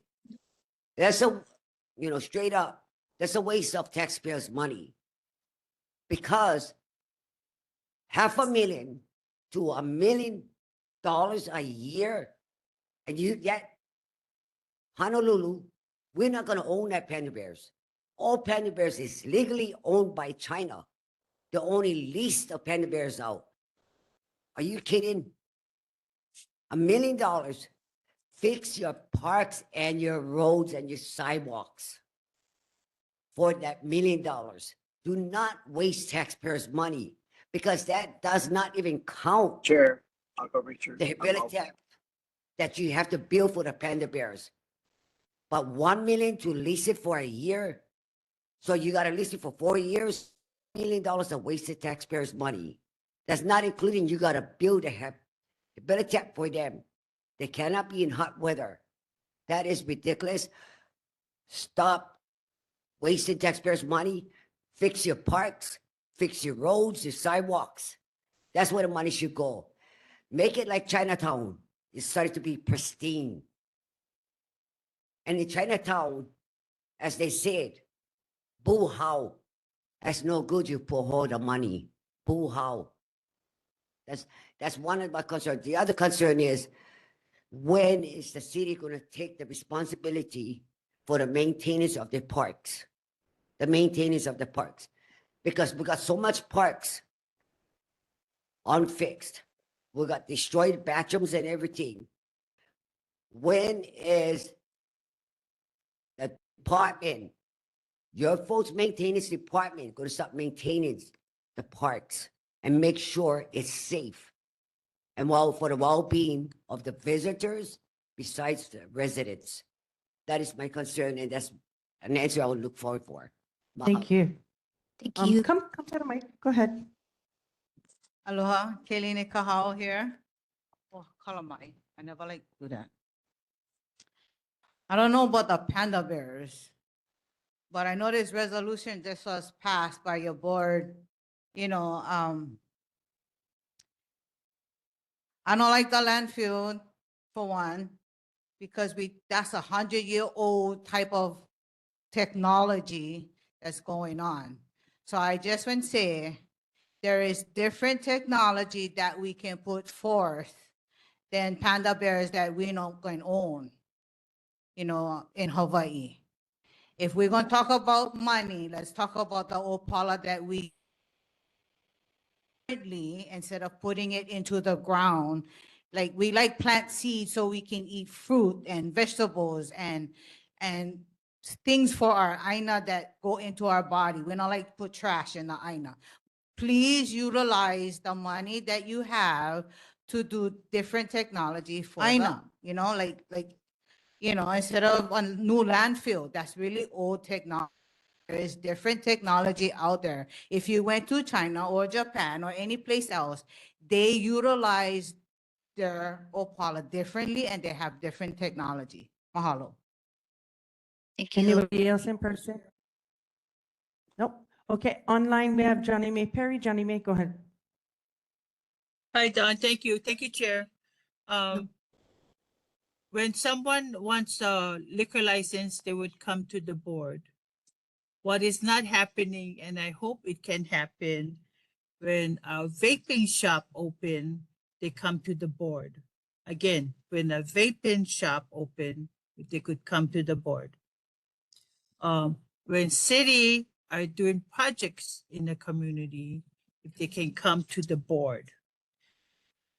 The reason why I asked is with the flooding on the North Shore, they showed this drainage that may have caused some of the flooding.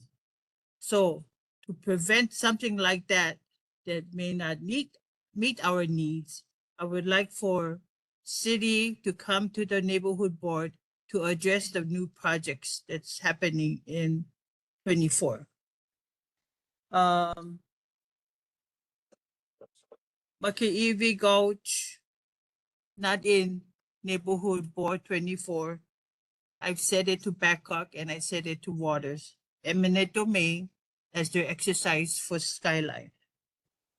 I hope from here on forward that the mayor focuses on infrastructure in which there'll be less flooding, causing less damaging on the entire island. The flooding was because of the rain. The bigger problem, though, was landowners, state, federal, and the county for not poor maintenance and overdevelopment. That was secondary that put people's lives in jeopardy. That can be fixed. You can make reservoirs, you can make barriers. I want the mayor to focus on correcting all the infrastructures, all the waterways, and regular maintenance. That's what needs to happen. All the landowners, private, state, federal, needs to take responsibility on preventing of such flooding. Thank you. Thank you. Thank you, Johnny May. Person, go ahead. And I want to ask the biggest question, okay? The town hall, the mayor's town hall has been canceled. Would he please reschedule and come to our community because we need answers? So could he please put his town hall back on the map to come up? That's all I have to ask. Take that back to the mayor. Mahalo. Will do. Thank you. Go ahead. You have a question? Mahalo. O wau kapua ili ikoa ka mai no ka aina ho'o pula pula ka awāwā Wai'anae mai au. I have 3 questions for you, Don. One is, I've asked you in the past about the Department of Hawaiian Homelands, about them activating our own permitting department. And so in the past, you were not aware of the department doing any of our own permitting. So if that is still the case, can you let me know when the department actually starts to execute these plans and permitting, whether it be for the homes or for solar systems or for street side blockages such as Kuka'i Place. So I'm just asking for information once my department starts to initiate the process that they have available to them. The second question is regarding the neighborhood board. I understand that last month, with the conditions of the Kona low and the storms and the rains, that it's important that people's safety be considered. And so as such, instead of canceling the neighborhood board meeting, because it is a two-part meeting, in person and also via Zoom. Instead of canceling the whole meeting, if the neighborhood board commission could consider the safety factor and just cancel the live in-person portion of the meeting. This would allow for those items that have to meet timelines, because we are talking about the legislature that was still active last month, as well as our active and ongoing city council. And my third question and last one, which came up tonight, which came up tonight, was our neighborhood board members not being able to share concerns. If I'm not mistaken, neighborhood board members have had the ability and have shared their concerns that was brought to them, not their concern. Whereas constituent like myself may have contacted a neighborhood board and say, hey, can you check on why this is happening or why that isn't happening? Because not just with our board, I believe that I have seen this with other neighborhood boards too. So if a neighborhood board member cannot speak on their own behalf except through an email, what about when they are referring to a constituent that contacted them directly? Because I'm sure, as all of you know, and some of you have already Auntie experienced, Kapua, can you people state will your go to you. question? Because you way over your minutes. Okay, Sorry. thank you. So the question is to verify, if I tell Kauko Ohu, I'm concerned about this and I want that, can Kauko Ohu convey that for me? Because for some reason, I'm not going to make the meeting. That's the question, because it sounded like, no, he couldn't. But he's speaking on my behalf or somebody. That's my question, babe. And I give that to Don because the commission falls under the county. Mahalo. Thank you. Anybody else? No. Okay. Nobody in person or online. We're gonna move on to Councilmember Tupola. Good evening, Chair. Can you hear me? It's Kiko. Yes. Good evening, Chair and board members. Excuse me for my absence in person, as well as council members' absence. But what I have to report is just it should be in person too. We have some flyers that we had passed out on her position and stance on the Makaiva Hills extension of the landfill.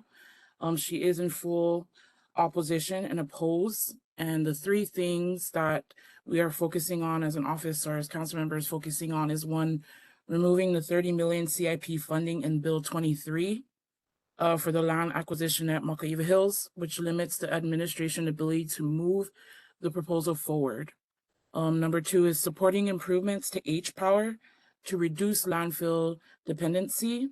And number three, introducing resolution 26-7 to establish an end landfill task force to evaluate long-term solutions. So just, I know that a lot of people asked what was her stance. So her stance is that she opposed the landfill. And then another thing, would be the three main points that she'll be working on. Second thing, we would like to thank all community members and chair for joining us for the renaming of the Wai'anae District Park, which was Shinhei, Nagamine, and the 100th Battalion. The old chair, which was Philip Ganaban, he introduced that resolution for the renaming, and it was finally done and dedicated. His family and his sister, Anita, who is about 100 years old, close to that, she was in attendance, so a lot of things were pushed forward so she could be there. So we'd like to thank the representatives that were there and all community members that could join us for that special moment. Another thing I would like to share is a lot of concerns was brought up that people could not get a hold of our office. If you cannot get a hold of directly to Councilmember Tupola, you could call our community team, which is myself and Jeannie T. Motel, directly at 808-861-2208, and we can relay your concerns or any other issues towards city or other officials towards to Councilmember Tupola. And that's all I have for now. Kika, can you repeat that phone number, please? Yes, it's 808-861-2208.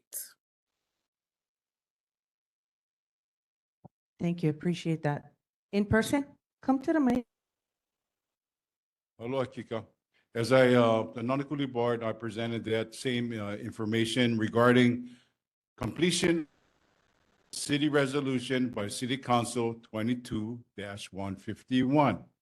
Posted signage at KL undeveloped site had not been adhered to. We still have individual trespassing and trashing the undeveloped sites. So volunteers, we had enough already. I'm not volunteering to clean it up. We have put it up a cattle gate there, got cut about 3 times, reinstalled, but they had made new road paths there. Department of Transportation had they had made new road paths there. Department of Transportation put no stoppage on the sign on Farrington Highway. Public has disrespected HPD. There's still passages going through there on Farrington Highway, past the developed portion of KL Park, and the whole east side, eastbound lane of Farrington Highway is gone. So with that said again, but the most part is getting impacted is the KL undeveloped beach part. So we need to completion and to adhere to the City Council Bill 22-151. 22 is the year. It's already 2026. And nothing has been adhered to. DPR is not being diligent in responsibilities in their position. So please look into what's going on the matter of that. I think we need a rotation on that. I think that's a solution. Can you take that back to our councilwoman? And we brought that to the mayor's representative to take back that to the mayor. So please support the request to the mayor, Donna Puna, and back that up. I appreciate that. Thank you. Thank you. Anyone else in person? Perry online, Johnny May, go ahead. Thank you, Chair. Kika, Resolution 26-7, Council member compares other countries. America is not like other countries. We are very wasteful. We lack discipline. So I sent in my testimony on that in opposition. And lastly, she made no mention of the raises. Thank you. Okay, there's no one in person and no one online. Thank you so much. Kika, appreciate Thank you. you. Okay, next is Governor Green's Representative Diamond.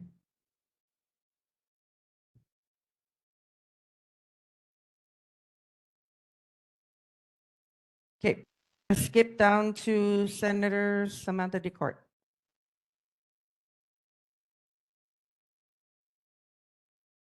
Aloha Chair, board members, Samantha Decor, aloha, welcome board members. Soto, welcome to the board. So we are in our last week of legislative session. So man, we got like bills coming out of our ears right now. But tomorrow is final reading. So we'll go ahead and email the board and its members the final voting. And then it goes over to the governor's office to be signed. But we'll keep you posted with that. I did want to let you folks know as far as, I just gonna speak on behalf of the Wai'anae Coast. So every elementary school in 96792 does have a designated preschool. Yeah, so we're thankful for the Lieutenant Governor's initiative to be able to fund and produce the preschools on 96792. So we are the only district that has preschools in every single elementary school. So we just really want to give it up to her and thank her for that. Also, let's see, something to keep tapped on, and I got this information from the city side, but there has been new flood zone designations. It's going to be in effect June 10th, 2026. I'll send this to you, board, and you can send it to your board members, but just Wai'anae in particular has 360 new parcels that are now being designated as flood zones. So what that means is now these new parcels need to get flood insurance. So what that means is it's going to cost our residents more money. Nanakuli has 21 parcels, Makaha has 2 parcels, Makua has 1 parcel, Miley 144. So I'll go ahead and send that over to you, board and board members. And then let's see. I think I'll just, are we going into questions or for email? Okay, I'll just save the rest for questions. Okay, yeah, thank you, thank you. Again, question, Chair. Anyone in person? Gotta save your questions, email her. We all have her email. You can email the senator.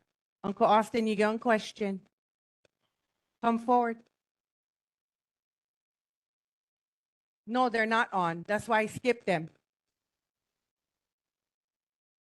Hello, Senator. We brought up the situation on what you're just talking about, the flood insurance, the boundaries. So our governor needs to enact the governor's emergency proclamation to subsidize all these in the landowners who lives on a fixed income, because now the flood insurance is going to benefit the banks and et cetera, et cetera. It's a domino effect, but the landowners who lives on fixed income, they're going to lose the land. So it's not going to benefit them. And we need the governor's emergency proclamation to give some kind of subsidized financial support for those because of the new expansion of the flood zoning area. So we need to get this message to the governor's rep and to have it subsidized on the governor's emergency proclamation, because it is a catastrophe, right? Thank you. I agree. And I'll just say off of that also is that this information is in collaboration with the city. So the Office of Climate Change, Sustainability and Resiliency too is tapped into this situation. So it's important that we kind of hit it on both sides, on both angles, because the zoning, it is in collaboration also with the city as well. And then I will say, I think everybody knows where, well, and you don't, I don't want to take it for granted of where we stand on the new landfill site, Makaiva Hills. And so just for the record, I do want to say on the state side, the city has not come to the state, not one time, and asked us for any exemptions, asked us to relieve or relax any of Act 73 buffer zones. So I don't want there to be any impression like there was collaboration on our side. From day one, the mayor looked me in the eye. I also had a meeting with him and the managing director. No more landfills in Wai'anae. So it's important that I make this very, very strong stand on the state side, because we cannot just be like introducing bills and guessing. Like they gotta let us know on their end what they want, then they come to us. And then we go ahead and push legislation. But not one time did the city come to us. So to me, in my opinion, they're trying to squeeze this in like they always do. And they're imposing this new, and the reason, and this is what I want to say, the reason they say new landfill site, and that's the kicker to this whole thing, is the new landfill site is where laws like Act 783 is imposed, because it says new, not extension, new. So they know what they're doing.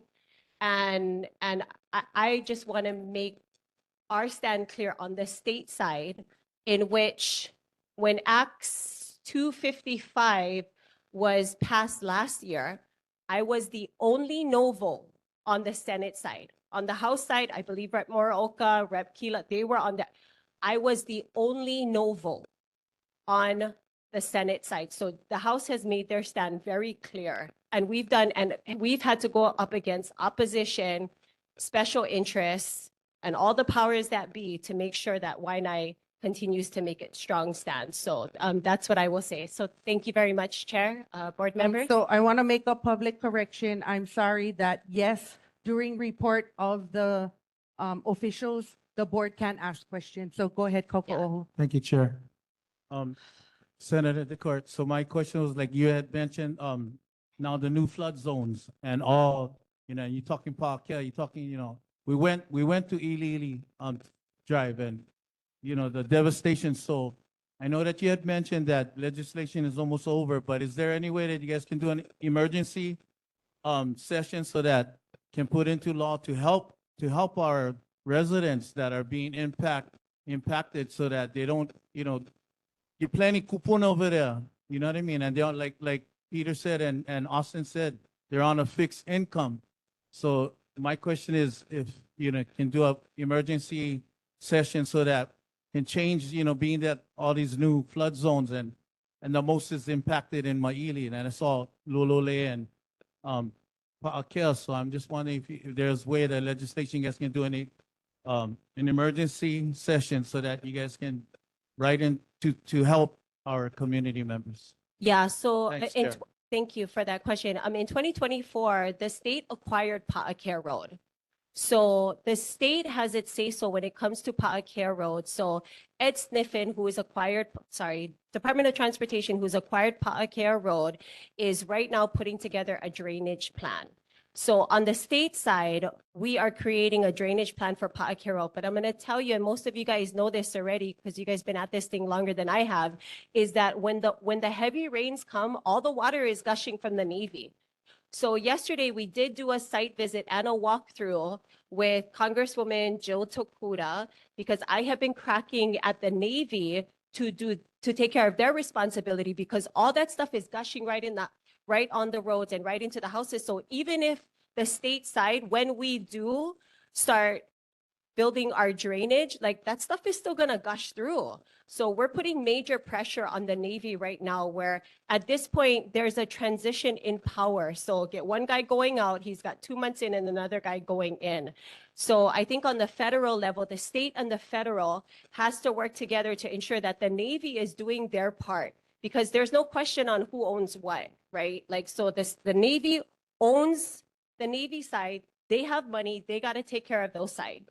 The state has our side, and then, you get Ili Road, but the bleeding is actually from the military side. So we are putting major pressure. We're on the news. We're sending letters. We're letting them know like that this cannot happen again. So it was really good for Congresswoman Jill Tokuda to come out yesterday and actually see these drainage are like, they're not even like a foot tall. Like, it's like, it's a joke and it's laughable. So for them to think that this drainage is helping us out is like just offensive again. So this is their weak attempt to shut up the community and say, well, at least I did something where that's even like insulting for them to do that. So I think cracking at the state and the federal is going to be helpful too. So Congresswoman Tokuda is going back and she's going to be allocating for funds to do a study or whatever work she got to do on the military side. But I think in collaboration with the state, it's going to be helpful. That's great, Senator. But what about, all the residents that are being impacted, like from, Ili Road and, they're all kupuna on fixed incomes. So if there's a way that you guys could help them out too, that would be grateful. Thank you. Yes, thank you. Will do. Thank you. Sorry. Senator, I have a question in regards to ceded lands and revenues produced from ceded lands, and the continued ask by Office of Hawaiian Affairs, which is for the 20% prorated share. And that money definitely would trickle down into our community, which is the largest Native Hawaiian community. And yet we don't even see, maybe 3 to 5% is given to OHA. And that is disseminated across all communities. So to have a 17% increase in some sort of funding to Hawaiians would be truly helpful. And being that you're the senator of the largest Native Hawaiian community, support for that would be, I would ask for your support for that. Number two is in terms of Hawaiian homelands, Act 1, is it 171 or Section 171? I would ask that you would take a look at HRS 171 and look at how the department should be exempt from the rules of 171 when it comes to development on Hawaiian homelands. If Hawaiian homelands follows 171 rules, which is governing DLNR, it kind of limits land use for the department. If 171 does not cover lands that are managed by the department, because it kind of expands the possibilities for the department to utilize lands in their management. I would also like to just remind everyone that when we say ownership has not been established by the Navy. They lease land at Lualole. They don't own it. In fact, they haven't paid. I think there was some land swaps between Lualole and Kalailoa. They haven't paid the whole amounts due. And so therefore, the sale is not finalized. And there's a strong possibility of these lands coming back to the Native Hawaiian community. So please, please support both the Office of Hawaiian Affairs and DHHL. Yeah, so let me just respond to that. So OHA in SB 903, we had just voted it out in committee, giving Office of Hawaiian Affairs $55 million because of the public land trusts, right? Like, so that was something that had passed through our committee. It's going to floor tomorrow. I don't see any problem with it not passing. So this was a agreed upon amount between Office of Hawaiian Affairs and the legislature. So that is coming through, but just so you guys know, there's a caveat to those funds not to be overutilized by big development, by buildings and all that kind of stuff. Because what it's supposed to do is it's supposed to fill the gaps for the lack of federal funding programs, on the ground stuff, food service programs, all of these keiki kupuna programs. So it's supposed to really fill that. So $55 million, it's not a lot, but it is something that can help to subsidize for the lack of federal funding. DHHL, there wasn't any bills that had come through for funding for DHHL. There was the conveyance tax bill, which I had voted for, but I think it didn't pass in committee. I gotta go look through on what that is. I'm not sure what HRS 171 is, but I'll look into it. Yeah, and just with the public land trust, it's not even about helping, it's about that, like, it's the law, like we should be doing it. And the fact that it's not being done and nobody is going to jail for it is just beyond me. So we'll continue to advocate for that, but thank you. Can we let a community member come? You wanted to ask some question? I just want to reiterate the insurance thing and the flood zone thing. Like, I don't trust nobody that wears white coat, black coat. They say they have qualifications. I'm a carpenter. I do everything. I build everything. I fix everything in my house. I see so many guys say they're official. They're not official. And then how can we trust that? They've been burning us all this time. It's all by design.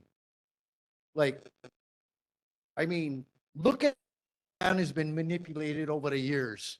You get quarrels between other people, developments, golf courses, and now they're going to lay out new maps that's going to push us out of our house. You know, not just Kapunas, all of us. It's not just insurance, it's everything. It's our food, it's our water, everything. We've been attacked right now.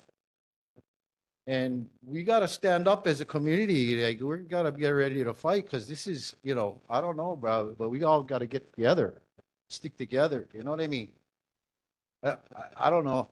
I see an end coming for us, land ownership. You know, all this stuff has been, all this homeless stuff has been pushing on us. And now they saying, the weather, and they have weather manipulating tools. They can change the weather. And then look what happened in Maui. No, they went set all these rules. They made all these rules right before the storm came. Oh, it's convenient timing. I just want to bring awareness. This is happening around the world. We're not unique. Aloha. Thank you for that. Sorry, I just want to mention to the board members, if you can also stay tapped into what's happening with Ali'i Trust lands too, because I don't think, and it's happening right under our nose, Kamehameha Schools is selling off acres of land. This is Ali'i Trust land. So it's like, let's watch like DHHL, ceded land and stuff like that, but like staying tapped into Liliuokalani Trust land. They're selling our Ali'i Trust lands to developers. So we're going to try stay tapped into all of that. I just wanted to mention that, but thank you. Anybody else in person coming to the mic? Aloha. Okay. Kalei Saucero. After Auntie Kalei, you can go. Yeah, Kalei Saucero. You know, with the city plans for years, I have brought it up several years ago that we only get the 3%, which we're supposed to be getting the 20%. And it's the Navy, it's the federal, you know. So if they cannot give that certain percentage, and we get a lot of Hawaiians that's struggling, you know, then exempt them from paying their property taxes. If you cannot, we'll show you that we born and raised in Hawaii, you know, then exempt us from paying property taxes. That should be something that should qualify for, because we keep giving them money, giving them, where is ours? No more. But yet the land, our own lobbyists, remember that, our own Kanaka Maolis are lobbyists for them. So don't land the first BS. They're lobbyists, they know. And they make like, oh, they don't know. They know. They put one of us there for their own personal gain. So that's one of the things we gotta watch. And as for these insurances, you know, by kupunas, all over the island, my Hawaiian kupunas, they cannot afford. So I really think that the Navy, the federal should pay for the flooding insurance, because we know we're never going to see it in our days. We're not going to see the 20%. Generation coming up, we're not going to see. But yet, it's going to take away from the future generation, our children and grandchildren. So I want something to be done. If you can, push it as hard as can. Even DHHL, people on the waiting list, they're dying on the waiting list. Why do you think COVID came? It wasn't stupid. They knew they did it to kill our kupunas. $80 million, $80 million. And now we get more disease coming in. How many kupunas, how many family members we lost? $80 million they saved. It's intentional government bullying. Thank you, So Auntie please Kalei. continue fighting.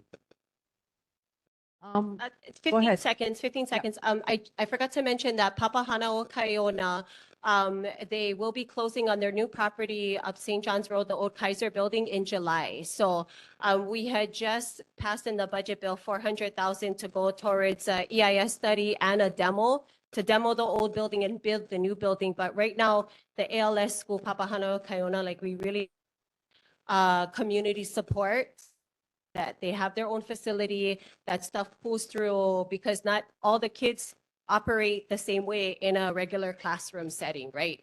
like some kids got to go Aina, got to be smaller classrooms. So I'll keep you posted with that. And if you guys can maybe help with some testimony and support, that would be helpful for us. But yeah, thanks.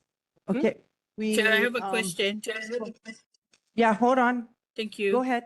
Go ahead, Johnny May. You can go Oh, first. thank you, Chair. Okay, Senator, I signed up for 27 committees, so I feel your pain. I read every bill, I read testimonies. What I didn't like is there's a bill about $91 million, I believe, it's a medical write-off. That's number one. And legislature have opportunity of not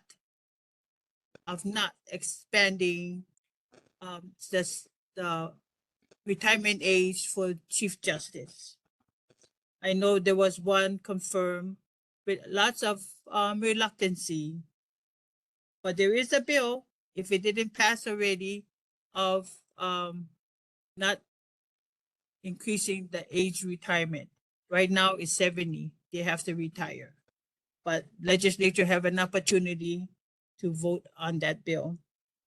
The flooding, that's old news. There's been 2 flooding studies. Need a hydrologist. On the federal side, they need to build a higher buffer or reservoir. On the Mackay side, they also need to build a buffer. And state need to build more. State and city needs to build more drainage system. This old story, corrected already. Enough flooding underwater. Thank you.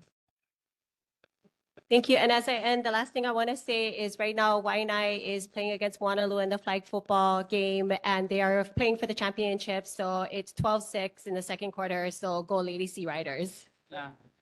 I have one more question. Oh, go Yeah, ahead. sorry. Go ahead, Nani. Sorry, Senator. Okay, What- so. what does have to do with my questions? questions?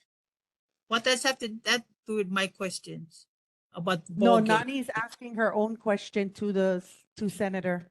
For the senator respond about a ball game, what that has to do with my concern?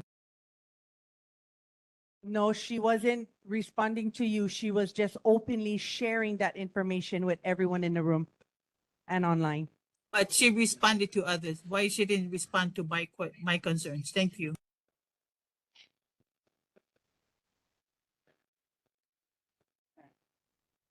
Yeah. Okay, I'm gonna move forward. So going back to the landfill, so that day, or actually prior to the landfill meeting, there was a brown water area right below where the landfill is. We've been in that area for over a month taking care of whale carcass. And so I had videotaped the next day. So it was a brown isolated area. We didn't get to follow up on that because we were busy with the whale. But the very next day in that same area, it actually grew to be a bigger patch of brown. There was no rain. It wasn't raining over there for over a week. There was no flow of anything coming down the drain storm that is right next to the gulch, Wai'anae Gulch. And so took a video of that, shared that with the presenter there, and asked for testing, some sort of testing to be done, because there was no reason for any of that to happen. And so I emailed, I attached all of you folks on top of that email. They responded and said that they cannot. They also responded and said that they talked to the Wai'anae Gulch and there was no movement in the basin areas that collects the waters.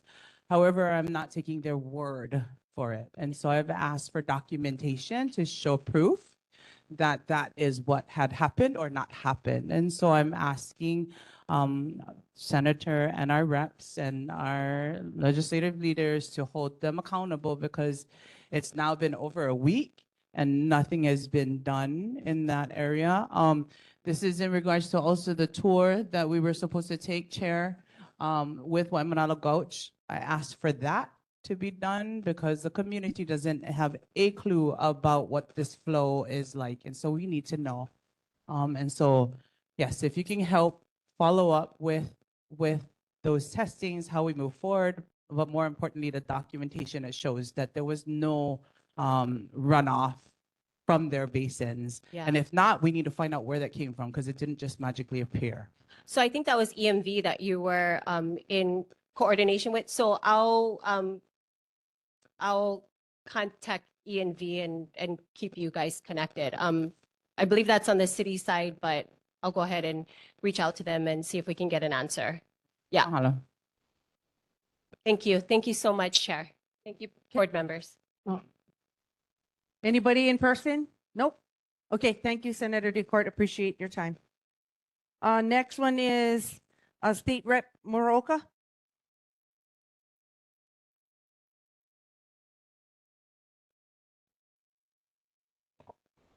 Good evening, everybody. Welcome to the board, Miley. Really nice to see the full board here. Right on. Thank you guys for coming. It shows the community that you guys truly care. Right on. Pretty much what Senator had said. It's our final week at the Capitol.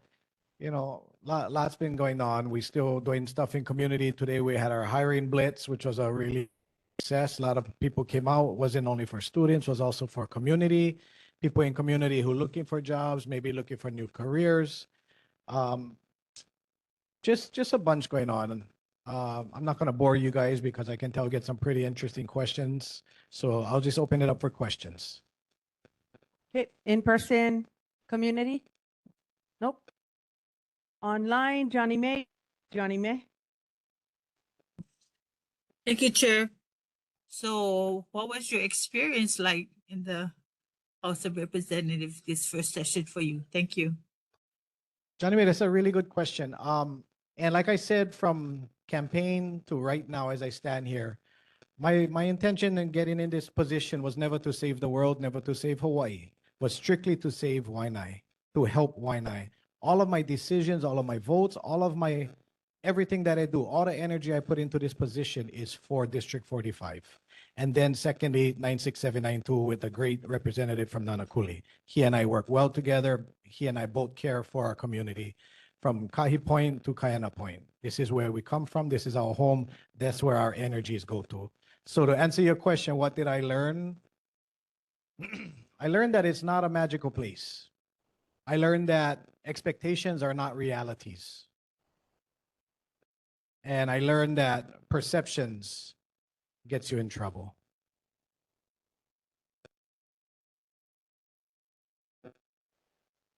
Okay, anybody else in person or online has questions for the rep? Go ahead. I had a question in regards to the job fair that you just talked about in terms of positions that were available for community members to apply for.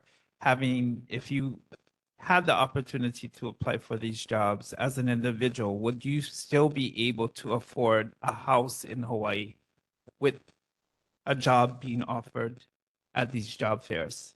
Oh, absolutely. There was many unions were there today. Hawaiian Airlines, Dana, which I know you're very familiar with.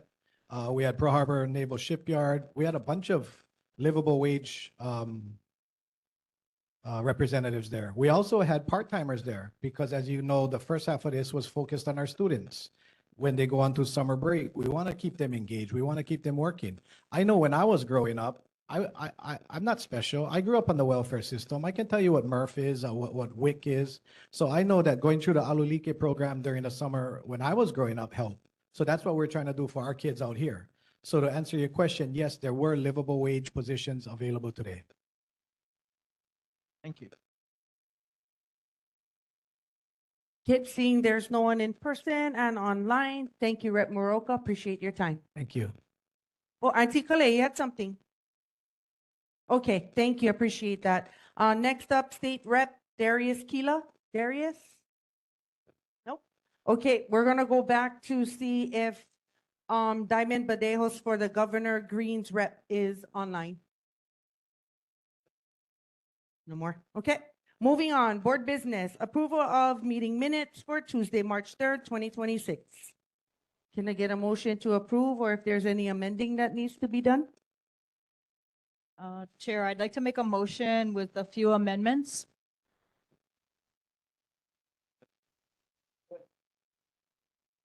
Kauka second that. So March 3rd minutes. I will take page 3 under presentation, Kamaili. Question number 2, traffic on Ala Akau should be corrected in 2 places in that paragraph. Question number 8 on the same topic.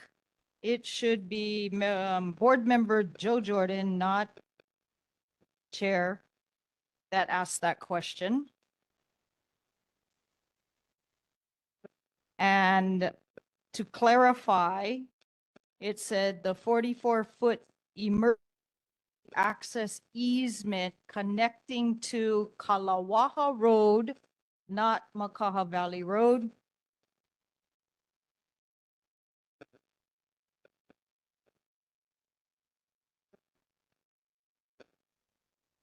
And I would like a clarification because when I reviewed the minutes on page number 6, I noticed that there was no identification when board members left the meeting before particular votes. Now, in the past, it has always been acknowledged in our minutes when a board member leaves the meeting because they're no longer expected to vote. So when the vote was taken for rescinding the Pledge of Allegiance, somebody could question it, right? Because we had more board members in attendance at the beginning of the meeting versus at that time. So we need to correct the minutes to add when 2 board members left prior to that. I don't know when they physically left. I didn't rewatch the Olelo. So if the NA could correct that, please.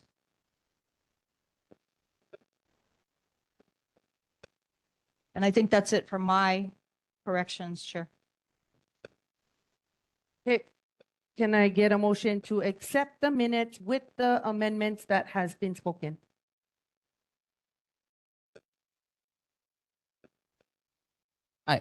Motion to accept.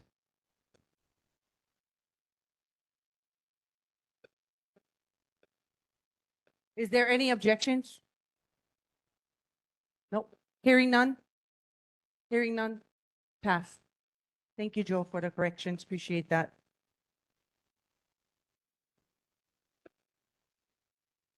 So next item is 10.2, board member attendance at community meetings or public hearings. We'll do for March and April since we didn't have a meeting in April.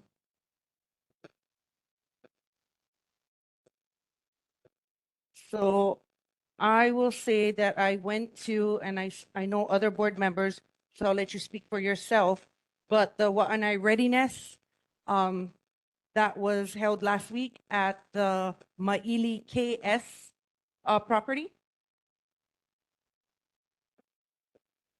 I was there myself as well. So I just want to clarify, if you're there not as a board member, just as self. Okay, yes. I showed up to that meeting. As a community member, not as a board member. So should I say that I attend all community Kupuna Council meetings? I attend various DLNR meetings as a culture practitioner. And just want to put it forward as a Kanaka, all public meetings, as a Kanaka who practices Kupunaike. I attend those meetings as a Kanaka, not as a board member.